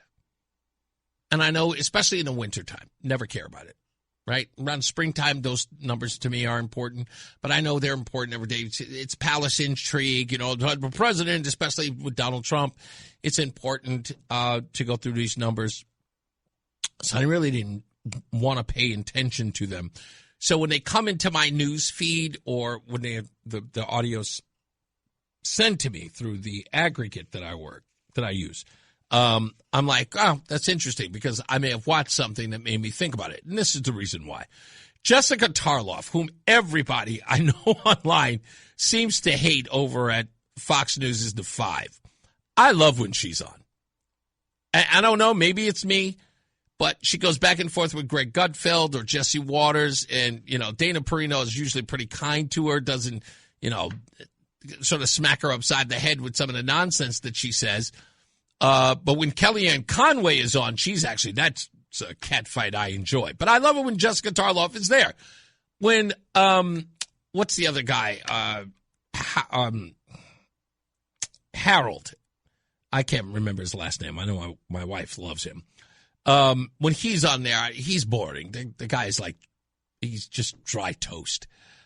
So I love when Jessica Tarloff is there. She was on yesterday, and this is what she said yesterday talking about Donald Trump and where his numbers are failing.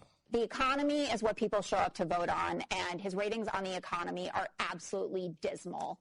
The average of polls, it's at -18. You have unemployment up, jobs numbers have been consistently terrible. You have Peter Navarro out today kind of pre-butting what will be a bad jobs report.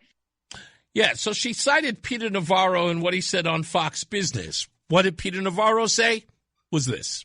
One thing I want to note, the jobs report's going to come out tomorrow. Yeah. We have to revise our expectations down significantly for what a monthly job number should look like. When we were letting in 2 million illegal aliens, they're coming in, we had to produce 200,000 jobs a month for steady state. And by the way, all of the jobs that we were creating in Biden years were going to illegals. Americans were going to the unemployment lines. That's totally reversed. And now 50,000 a month is going to be more like what we need. So Wall Street, when this stuff comes out, they can't rain on that parade. They have to adjust for the fact that we're deporting millions of illegals. Now, everybody went online after Peter Navarro said that and said, look at the Trump administration preparing for doom and gloom in the job numbers. Not so fast. On-farm payrolls for January coming in twice expectations at 130,000. 130K, that would be the juiciest going back to April of last year when it was 158. Yeah, even CNN had to sort of double down on CNBC's report. And what they said was even better for the president. This is a hot jobs report. I mean, there's really nothing in this not to like. You're seeing a lot of sectors that had been softer, like manufacturing, for example, looking better. You're seeing numbers that really nobody expected. Yeah. So I know you guys can't stand her on television, but for me, the economy is what people show up to vote on. I love it when she opens her mouth. I love it because, and they don't have the wherewithal to then have her on the next day. In fact, after this, I'm almost certain she won't be on because these guys, even if she does, they won't drag her for being wrong about the numbers, which they should. They should embarrass her. They should embarrass her with those numbers and say, hey, what happened, Jessica? So I know that people don't like her when she's on television, but like I said, I revel. When I know she's on, Roseanne does it all the time. She goes, she sucks her teeth. Jessica Tarl. She calls her far worse, to be honest with you. She says some things you can't say on air. She just doesn't like her. I, on the other hand, I say to her all the time, I was like, why? Why? Jessica Tarloff is the perfect foil. Perfect. If you're watching that show in Jessica, I saw somebody on Facebook who said to me, it was like, well, Jessica Tarlow's on, I turn from the 5. I'm going, you don't know what you're missing. You don't know what you're missing. You should.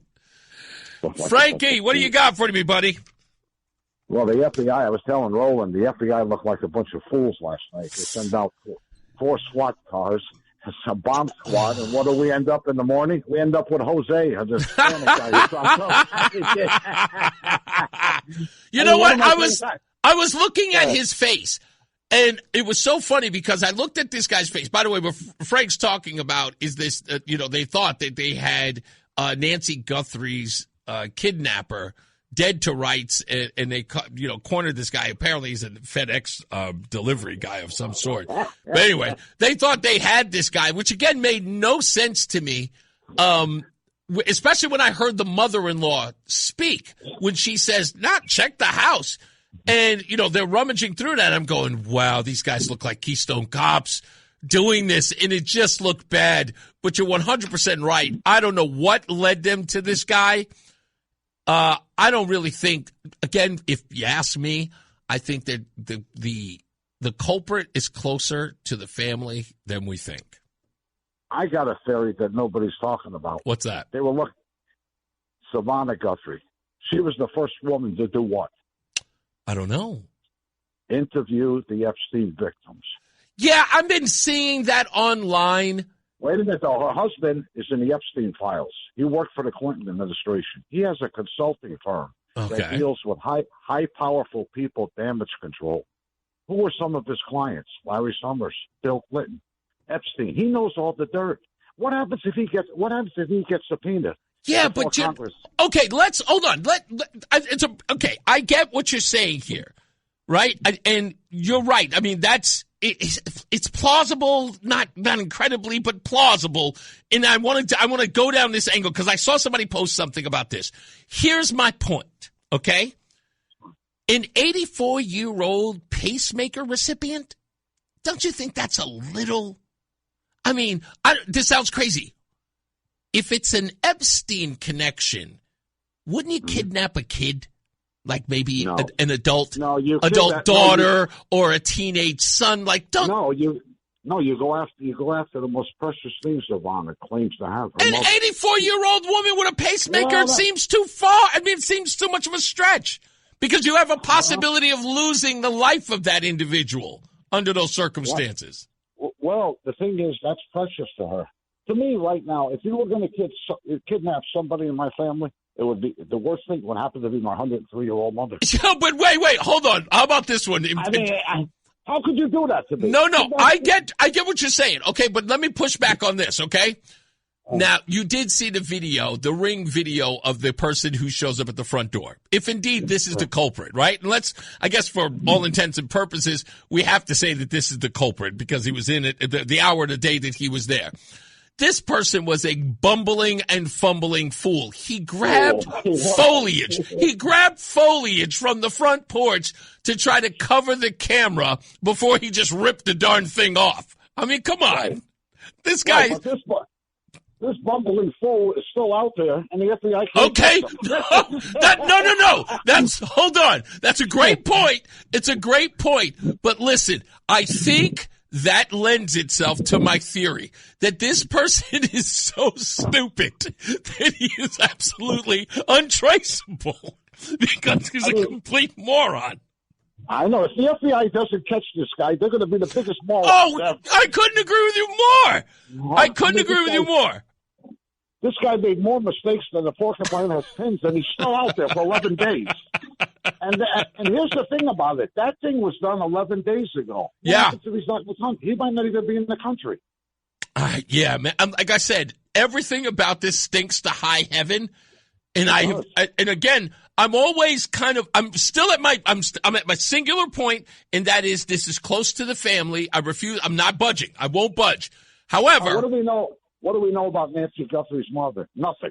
What do we know about her past? What did she do for you're talking about Savannah Guthrie's mother, Nancy. Look, I said, wouldn't it be wild if we found out that when she was, I don't know, in her early 20s, she was like a double agent for some weird country? Did she spend her whole life making sauce and eggplant at home at night for the family? And what did this woman do?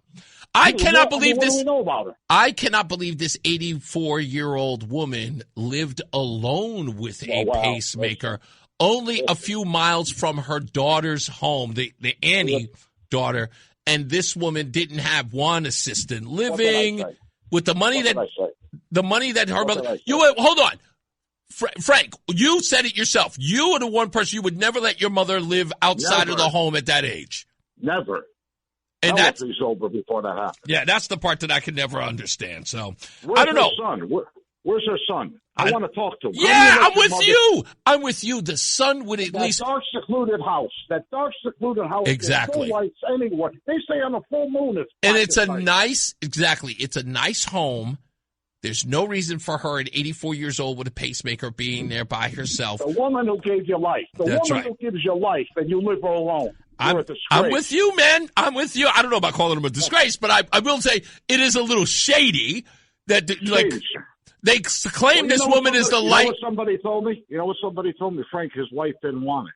Well, let me tell you something. My wife had no say when I let my mother come in. I'm with you, man. I'm with you. My mother's. She's 80. There wouldn't be any Reese on the radio show without your mother. You're 100% right. Thank you, Frankie. I appreciate you, buddy. Zach says, I'll preface this with allegedly. So I looked at the photos released of the man on the porch. What I could make out most clearly is dark, bushy eyebrows. No, those eyebrows were manicured. A dark mustache. Some angles I could see his lower facial hair. It was probably a shadow. The jaw portion of the mask was bulgy, which made me think a thick beard. Now, I had no clue that the sister's husband or boyfriend, what he looked like, so I Googled him, and, well, I won't say it was him, but also one of his photos is also wearing a zip-up hoodie. I did not see that, Zach. Get it to me. I want to see that. That's a good point. Not a very common thing to wear nowadays. My biggest reach about it is I don't believe the ransom notes are real at all. I'm with you there, too. The ransom notes just seem too out of pocket. The ransom notes are crazy. TMZ? It's like you are making this a tabloid event for the sake of making it. It gives the illusion that the person is calculated, but to me, it gives the illusion this person is an amateur. That knowing that this is gaining media attention and that Savannah Guthrie is a celebrity of sorts in the news business, you make TMZ a part of it. And that, to me, seems clumsy. I know I'm crazy, but it just does. It just seems clumsy to me. I got to take Donna before I go to a break. Hi, Donna. Donna's calling from Glastonbury. Hello. Hi. What if the mother never returned to the house? Yes. Okay, so you're making the argument that the mother was dropped off at the home at about 9:30 p.m. by one of the family members. Are you saying that never happened? I'm saying maybe she had dinner with them. Maybe they just kept her. Or the son-in-law was supposed to drive her home, and he just drove her someplace else. That would account for why. And then they go and stage this at the home. Okay, now that's I don't a good know point. How they get her blood, but maybe they get her blood by just pricking her finger. I don't know. They just needed a little bit of blood. How about this? You know what would clearly dispel that? If Google, which had to go into the cloud to get the videotape that we're seeing now of the young man or the person who went to the door, if we could see the Google Nest video of her coming home that night, right, to see the condition that she was in. Yes. But she came in through the garage. Did she? Yeah, supposedly she opened the garage. So we don't know. Yeah, that's gonna make it incredibly complicated. But you know what? I like where your head is at on this one. The whole thing could have been staged. Nobody's saying, what if she never came home? It's a good point, because we have no evidence of it. Thank you, Donna. I appreciate it. All right, thank you. You're welcome. You're welcome. Let's get another check of traffic and weather. The hour that packs a punch. It's Reese on the radio on WTIC News Talk 1080. Yeah. News.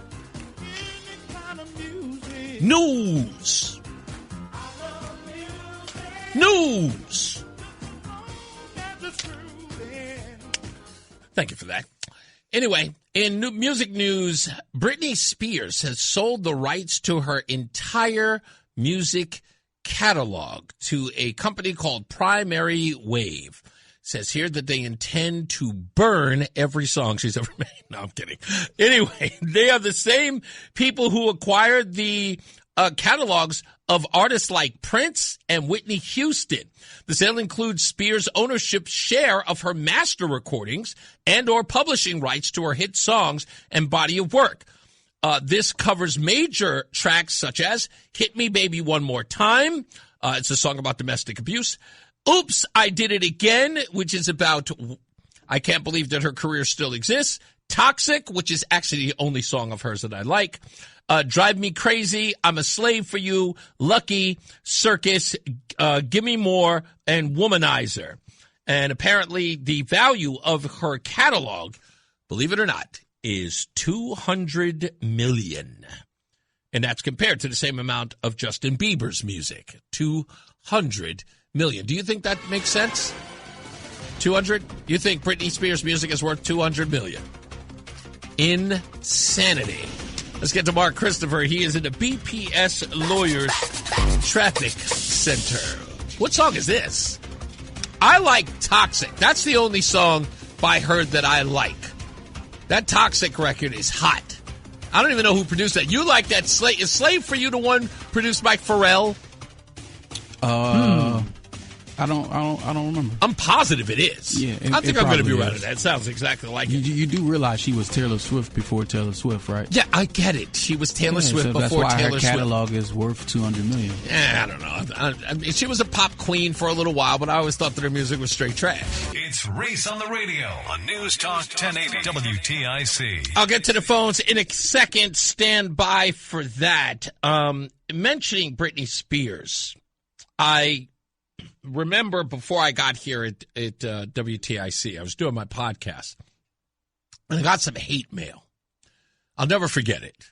Now, you guys may not know this, but I've always billed myself as the world's most hated online host in America. That's what Reese on the radio is. I can ruffle some feathers, and I get that. And the Britney Spears thing was interesting to me because a couple of years back there was I guess some op-ed or some story that had come out about Justin Timberlake and Britney Spears. And I think it had something to do with Britney Spears' book. Britney Spears wrote this book, and this tell-all, she talks about when she dated Justin Timberlake. And in the tell-all, she said that she and Justin got pregnant. She was pregnant with Justin Timberlake's child. Now, at the time, the world thought everything of the two of them. I mean, they were pop star gold, platinum even.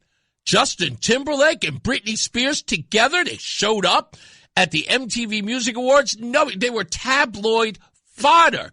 They're going to be together forever. They were huge. And sure enough, Britney Spears gets pregnant. Who would have frowned? Oh, they're going to have such beautiful babies. But it was revealed that Britney had an abortion. And in her tell-all, it was Justin who had convinced her to do it. It was Justin that said, Britney, we're just too young. We're just too young. We have our whole lives ahead of us. And Britney agreed. And so she got the abortion. And the story came out, and sure enough, all the boo birds, they all jumped out there. Oh, Justin, you awful person. You're so horrible. You made her get an abortion. And I went on the air and I said, wait a minute. Isn't Justin a hero? How is he not? They should be calling his name. They should be, should be knighted.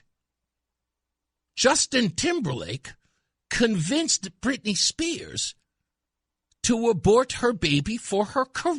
Isn't that what you folks are always preaching? I mean, let's be honest. Britney Spears didn't abort a baby. She aborted a fetus. Remember? It's not a thing. It's not even a living thing. Where were all the people who were carrying Justin Timberlake on his shoulders, on their shoulders? They should have been carrying him around. Justin, a champion of feminism. That's right.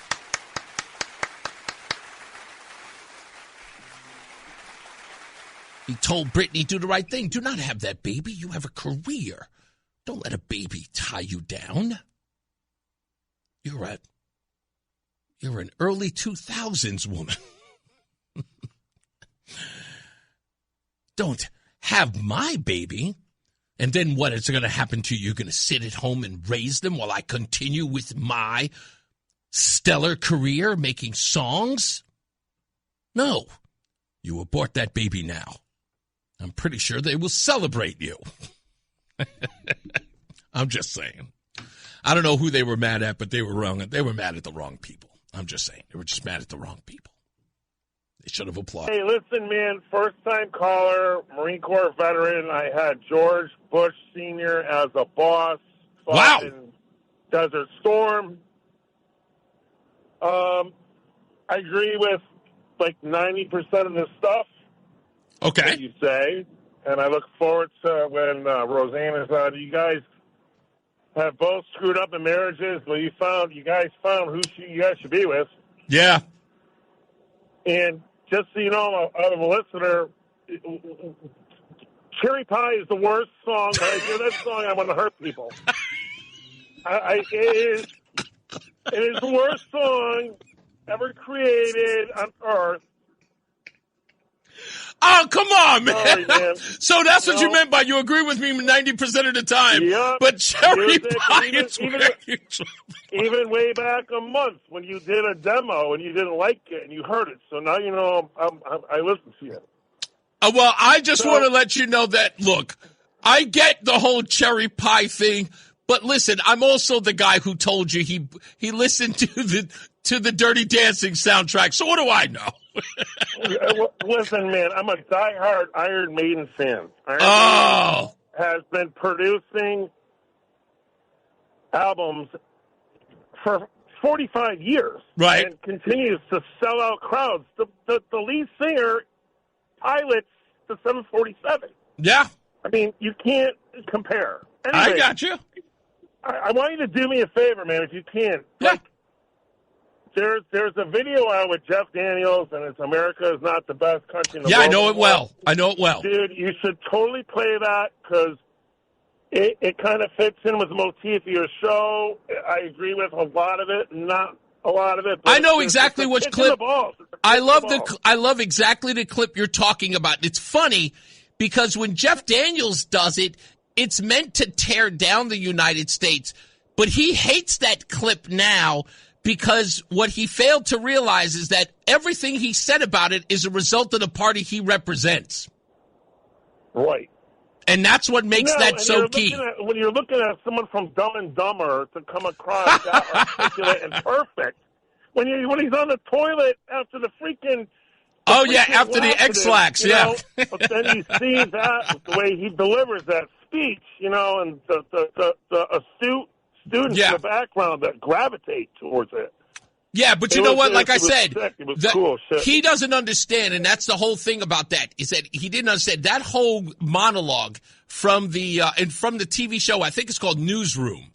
It's from the TV show Newsroom. He doesn't realize that clip, although it was viral at the time or considered viral, it was very very early internet, only comes back to bite him because now we look at the product that we have produced in our education system, and he's 100% right. All of those things he said are true, but they're all a result of the party that he represents and the things that he represents. The one thing that he says that resonates the most is, we didn't scare so easily, and you didn't judge somebody by who you voted for. Nobody, before Trump was involved in politics, no one gave a crap who you voted for. No. But since this guy, who's freaking doing every freaking thing he said he was freaking going to do, he's the Gestapo. He's the freaking... Come on, man. There's a reason for that. Thank you, buddy. I appreciate you, Werner. We'll talk soon. You have to understand why Donald Trump had to be the devil incarnate in all of that. And here's what it is. It's real, real simple. Imagine regretting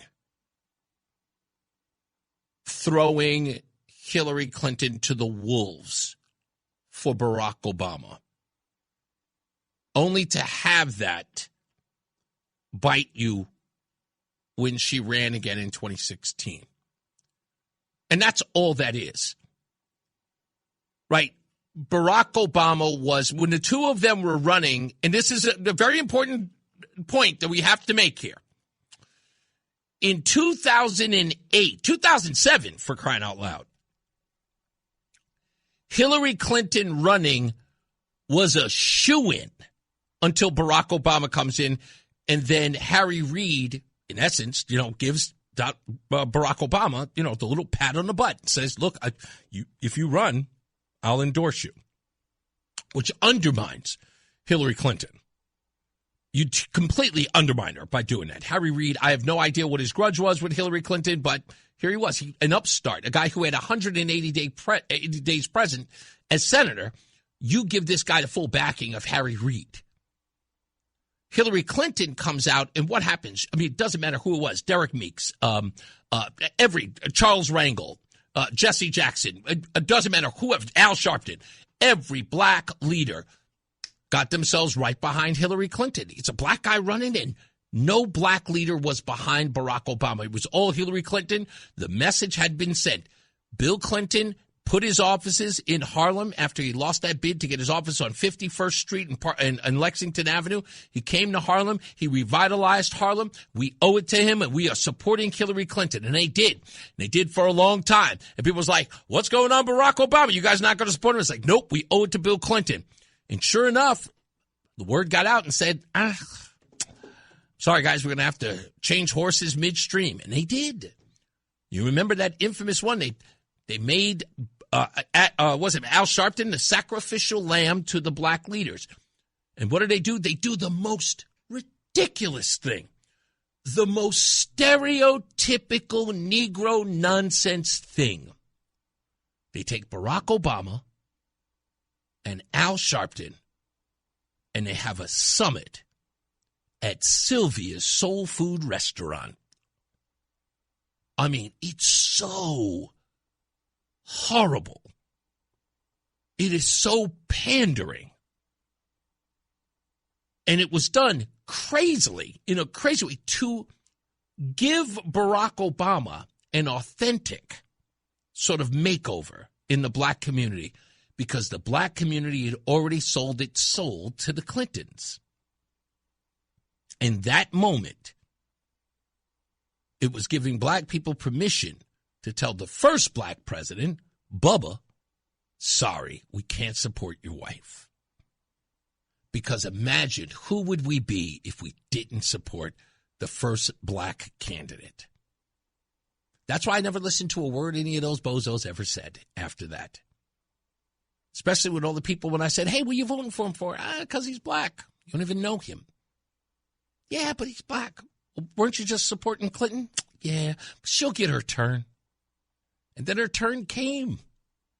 And Donald Trump came out, and sure enough, this guy ascends. Hillary Clinton's not looking so attractive, and she can't run afterwards. It's over. When she loses in 2016, it's over. So who do you think the big bad guy was? Couldn't be them. It couldn't be the fact that they squandered the opportunity with Hillary Clinton in 2008 and gave it up for Barack Obama, so they blamed Trump for it, which all it is, it's just buyer's remorse. People are saying that we squandered. We could have had them both. Could have had them both. And not only that, I'll tell you what makes it even crazier. Why does Hillary not win? Why does Hillary not win? Barack Obama, to the left, was the greatest American president to the left. Why didn't Hillary win? She should have been a cakewalk, right? It was hers. They told us after the what do you call it? The Access Hollywood tape, there was a 90% chance that she was going to win, and it didn't happen. So they looked back and said, damn it, we wasted it. She should have just been able to she should have been able to win just off the momentum of Barack Obama, but she didn't. Why? Because truth be told, Barack Obama had no momentum. That's why. That is the realization, that with the backing of Barack Obama, with Hillary Clinton, the person they should have chosen, Donald Trump still beat her. Strategically. They didn't even care. They didn't even show up in places. That's why. They earned the right. So the reason why Donald Trump is a villain is because they can't look inward and they can't say, we screwed up. And that's all they need to do is just say, we blew it. We gave all of that currency to Barack Obama. What did he get you? The Affordable Care Act. And some drone strikes. Fantastic. That's all I'm saying. Anyway, when we come back, I'll take the last of these phone calls that are in here, so everybody stand by. I will get to them shortly. I want to talk about this horrible story about this father who ended up shooting his daughter. Believe it or not, it was over Trump. Can't believe it. It's gotten that bad. Family members can't be civil to one another about politics. Somebody's got to die. It's absolutely insane. And, of course, the stupidest thing I read today coming up. Mark Christopher is getting you home. He's in the BPS Lawyers Traffic Center. The Odyssey app lets you jump back to the moments you missed from WTIC News Talk 1080. Download the free Odyssey app, search WTIC News Talk 1080, and tap earlier today to get started. That's right. To make sure you do that, to download Reese on the Radio on the Odyssey app, and, of course, at WTIC.com. You can always check out ReeseOnTheRadio.com as well. Now, for the stupidest thing I read today.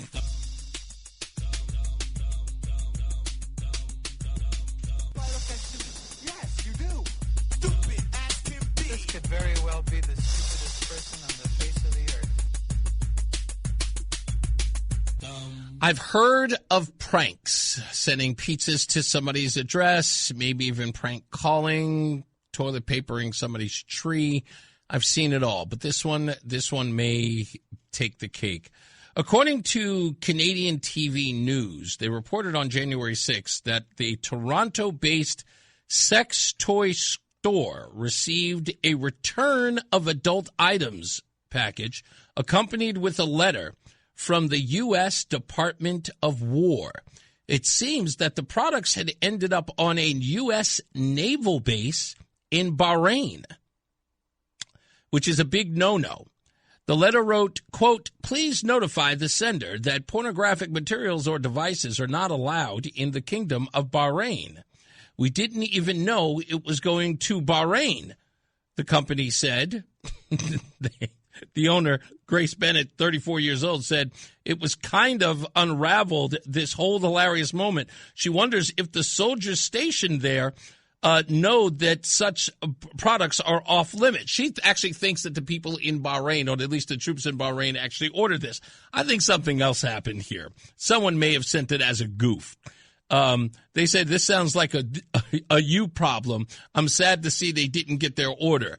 Let me just tell you, if the people in the Department of War or any military base are ordering this stuff, they need to get to the bottom of that. I've never known anything like this. And if somebody knows if the military or military base anywhere has ever done anything this crazy, I would find that doubtful. I think this was a prank run amok. But, boy, I don't know how you do something like that. I'm just saying. And by the way, the CTV, talk about a smack in the face. They called it the what was the phrasing they put it as? Oh, the Department of Defense, which is not the name anymore. It is now the Department of War. But I see a couple of people still trying to use it. They probably still call it the Gulf of Mexico, too, just to get on, just a needle. That's how people do it. We'll come back with your phone calls and wrap this puppy up. Let's get another check of your traffic and weather. Mark Christopher, he is in the BPS Lawyers Traffic Center. Hey, Mark. What's up, everybody? You know who it is. You know who it is. You know who it is. It's Reese on the Radio. Frederick Douglass of the 21st century.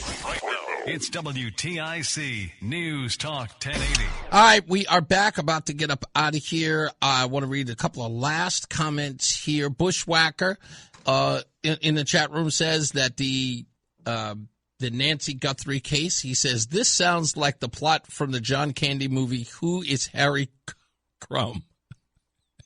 I don't remember that movie that well. I did see it, but I don't remember it that well. Craig says, am I the only one who doesn't give a about the Guthrie thing? Find out what happened to Mimi. I agree. We're going to try to find out what happened to Mimi. But, yeah, I tried very much to avoid it. When it was completely on a loop everywhere, I tried to stay away from it. But now I have to admit there's a little bit of it is kind of getting interesting to me. Call me just one of those people who I inject the news story into my vein. It's just how it works. Carmelo also says, referring to the theory that Nancy G may not have come home, Nancy Guthrie, that is, may not have come home after dinner. I believe her pacemaker and Apple Watch connected at home after dinner, placing her there with those readings. That's a good thing to note. Thank you, Carmela. I appreciate you reminding me of that. And I do remember the pacemaker was one of the things that people had mentioned. Now let's go to the phones. Eric is in Hartford. How are you, Eric? Reese, hey, yeah, I'm doing great, man. Hey, I just wanted to reach out and say I really, really appreciate your attendance this morning in our networking event, and I hope you found some value added to it. I hope you made some great connections. I did. That was absolutely fantastic, and thank you for inviting me. I've been to one before. It's been a while, maybe a couple of years, but it was nice to go to this one. This one's obviously this was much more productive than the last one I went to, and it looks like there's some real networking going on because these guys have been around for a long time.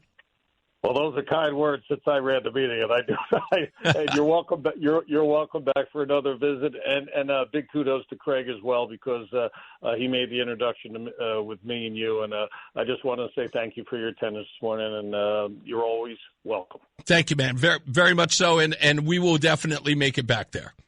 You got to take care of yourself. And I want to go in the summer, too, because I believe that country club is beautiful during the summertime. Oh, absolutely. And the burgers aren't too bad either, so we'll grab a couple of those, all right? We'll make that happen. Thank you, Eric. Take care, Reese. You got it. Corey. Corey's in Meriden. How are you, Corey? Hey, Bob. How you doing? I'm good, man. What do you got?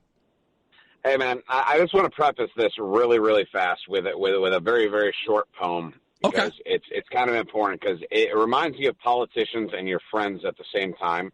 And when you don't put them two together, I'll reference the movie Equilibrium, something it's sat on me for years, but you'll hear it. So this is by W.B. Yeats.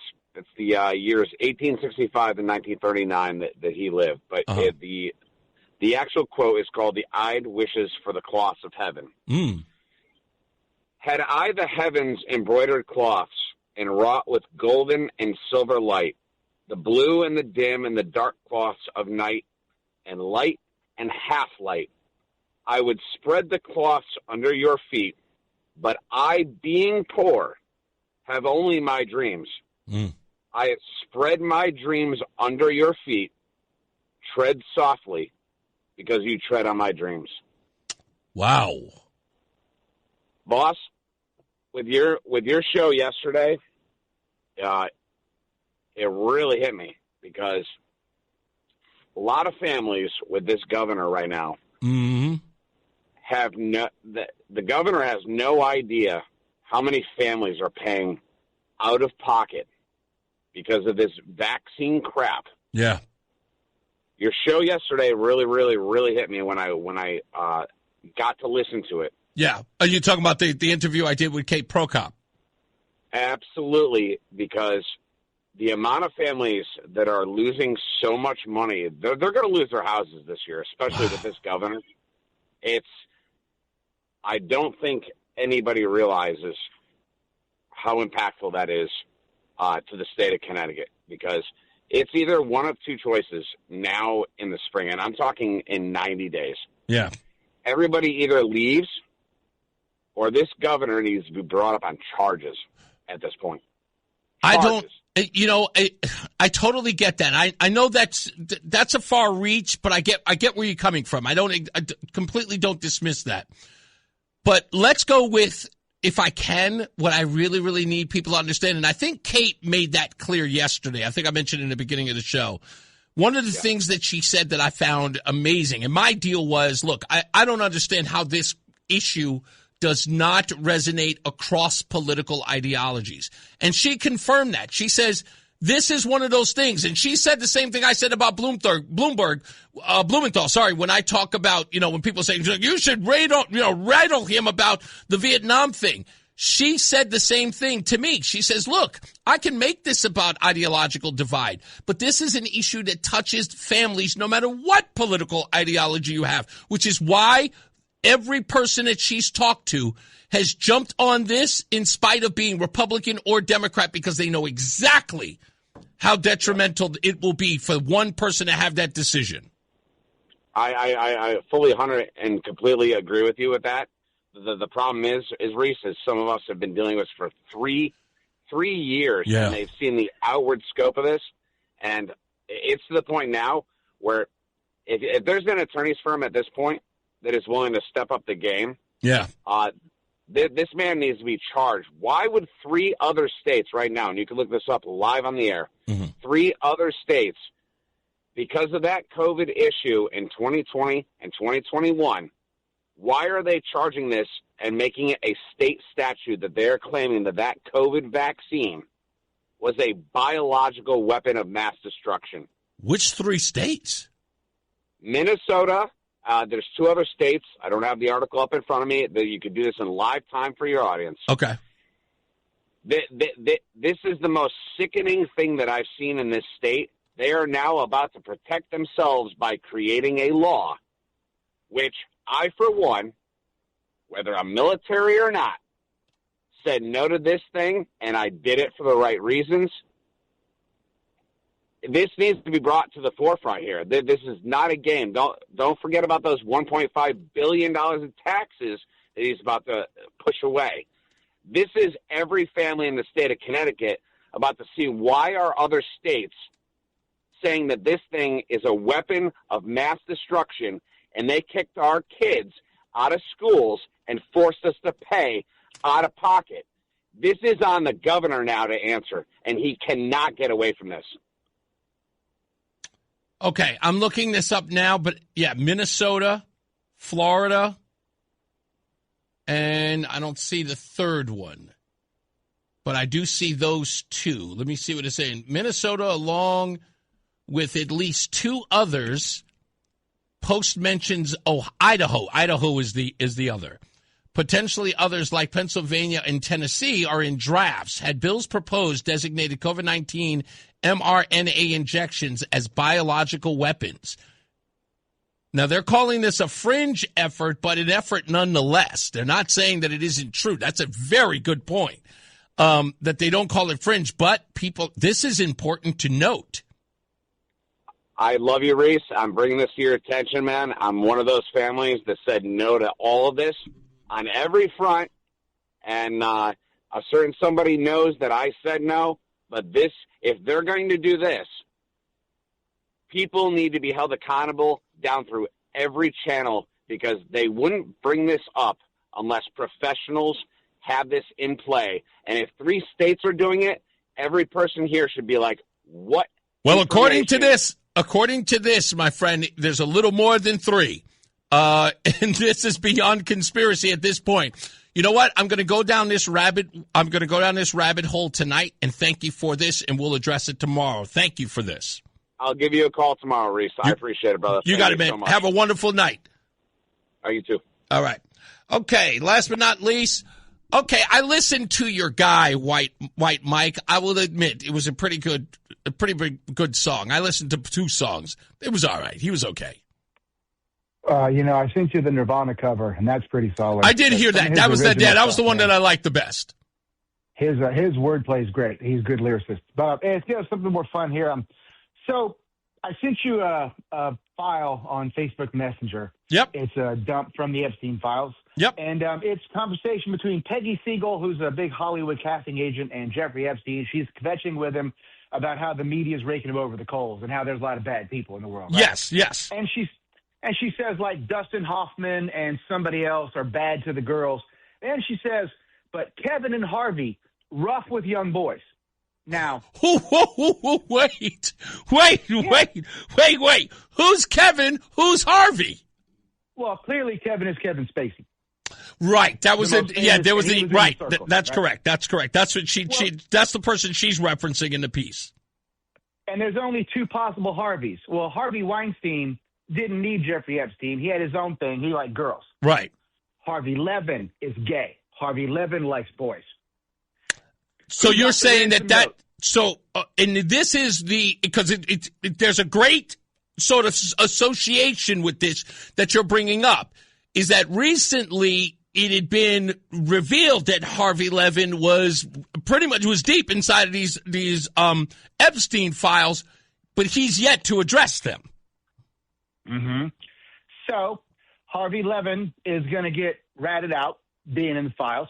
So miraculously, the ransom note goes to TMZ. Oh! They make a ton of money with the story. Harvey makes a bunch of bank, and he gets to be the hero if he's involved in this thing being solved. Wow. It's going to get solved because this was an op, dude. This is an op. Okay, I'm not. No, hold on. Wait. Hold on. This is the best. Hold on. This is the best conspiracy theory I've heard so far. It's plausible, much more plausible than Frank's. Go for it. And when you say the guy was bumbling, well, the agencies, whoever they are, don't have to use one of their own to do this. Clear. They can subcontract to a bozo. All he's got to do is get this old lady from the house to the van. 100% right. I'm not. Listen, you have not deterred me yet. I'm absolutely with you. I'm all in. And in the same Epstein files, there's an FBI file regarding the interview with the girl that Savannah Guthrie interviewed. Okay. In which the FBI agent says, she tells us that she gave Savannah Guthrie the exact same list of traffic girls she gave us. Have you heard Savannah Guthrie dropping this list anywhere? Nope. No. So now it's not crazy, is it? You go snatch Mom to shut Savannah up. Mom shows up a little while later, no worse for wear, and they've traded to her for the files. Simple. End of story. Okay, it's like I said, it's a good theory. It's good. I know you're the only person I knew of that was gonna take this and completely rip all the guts out of it, but it makes sense. So now, if I'm getting this, are you saying? And I know you haven't said it, so I'm going to ask: are you saying that in some way Harvey Levin is involved? I'm saying Harvey Levin's freaking out that he's going to be turned out to be the new Kevin Spacey, and you ain't seen Kevin Spacey's ass in a long time. No, he tried to come back for a little bit. It didn't do well. But hold on, let's go quick before I'm finished. Kevin Spacey's not in jail, right? He did all this stuff. He ain't in jail. No. Remember that video he released years ago where he was in character as his character from the show? I do. HBO? Yeah. And it was all full creepy symbolism, and the coffee cup was weird. He said stuff like, I know things, you make this go away or I'll burn you all down. Yeah. Kevin Spacey ain't in jail. That's a good point. But you're not saying that Harvey Levin is involved. You're saying that he involved himself so that he could be the good guy to cover his own rump. No, I'm saying that, they're using him. Oh. And he's benefited. But, you never turn down an opportunity to make money out of a tragedy. You know what I mean? That's true. I know. So he makes a few bucks with the story. Okay. It's not far-fetched. I know. I know. Trust me, I don't sleep, dude. I don't sleep at night. This is in my head all day. I'm like, they're eating babies and stuff. And these people eat babies, and you think they wouldn't kidnap an old lady? Right. Listen to me. Let me tell you something. Every part of that craziness that I'm reading in there is freaking me out. I don't even know how to address it on the air yet. But right now, I will tell you, your biggest fan right now in this moment is Simsbury Joe, because he is saying to himself, I know it. Yeah, man. Listen here. I'm not going to kill myself anytime soon. Okay? Trust me. I'm not. I gotta let you go. God bless you. I'm glad I put you last. I'll talk to you later. Right, White Mike, ladies and gentlemen. I'm not gonna put a thing past him. He's crazy, but Melody Gibbs says, what a conspiracy theory, and it's not far-fetched. As I always say, radio is free, so we thank you for paying attention. Remember to keep JC in your hearts and in your mind. Sean Patrick, we love you and we miss you. Remember that panic is not planning, so plan your work and work your plan. Me, I'm Reese on the radio. You have a good night, a pleasant tomorrow. We will see you back here at 2 p.m. Getting you home is Mark Christopher. He is at the BPS Lawyers Traffic Center. Good night, sir.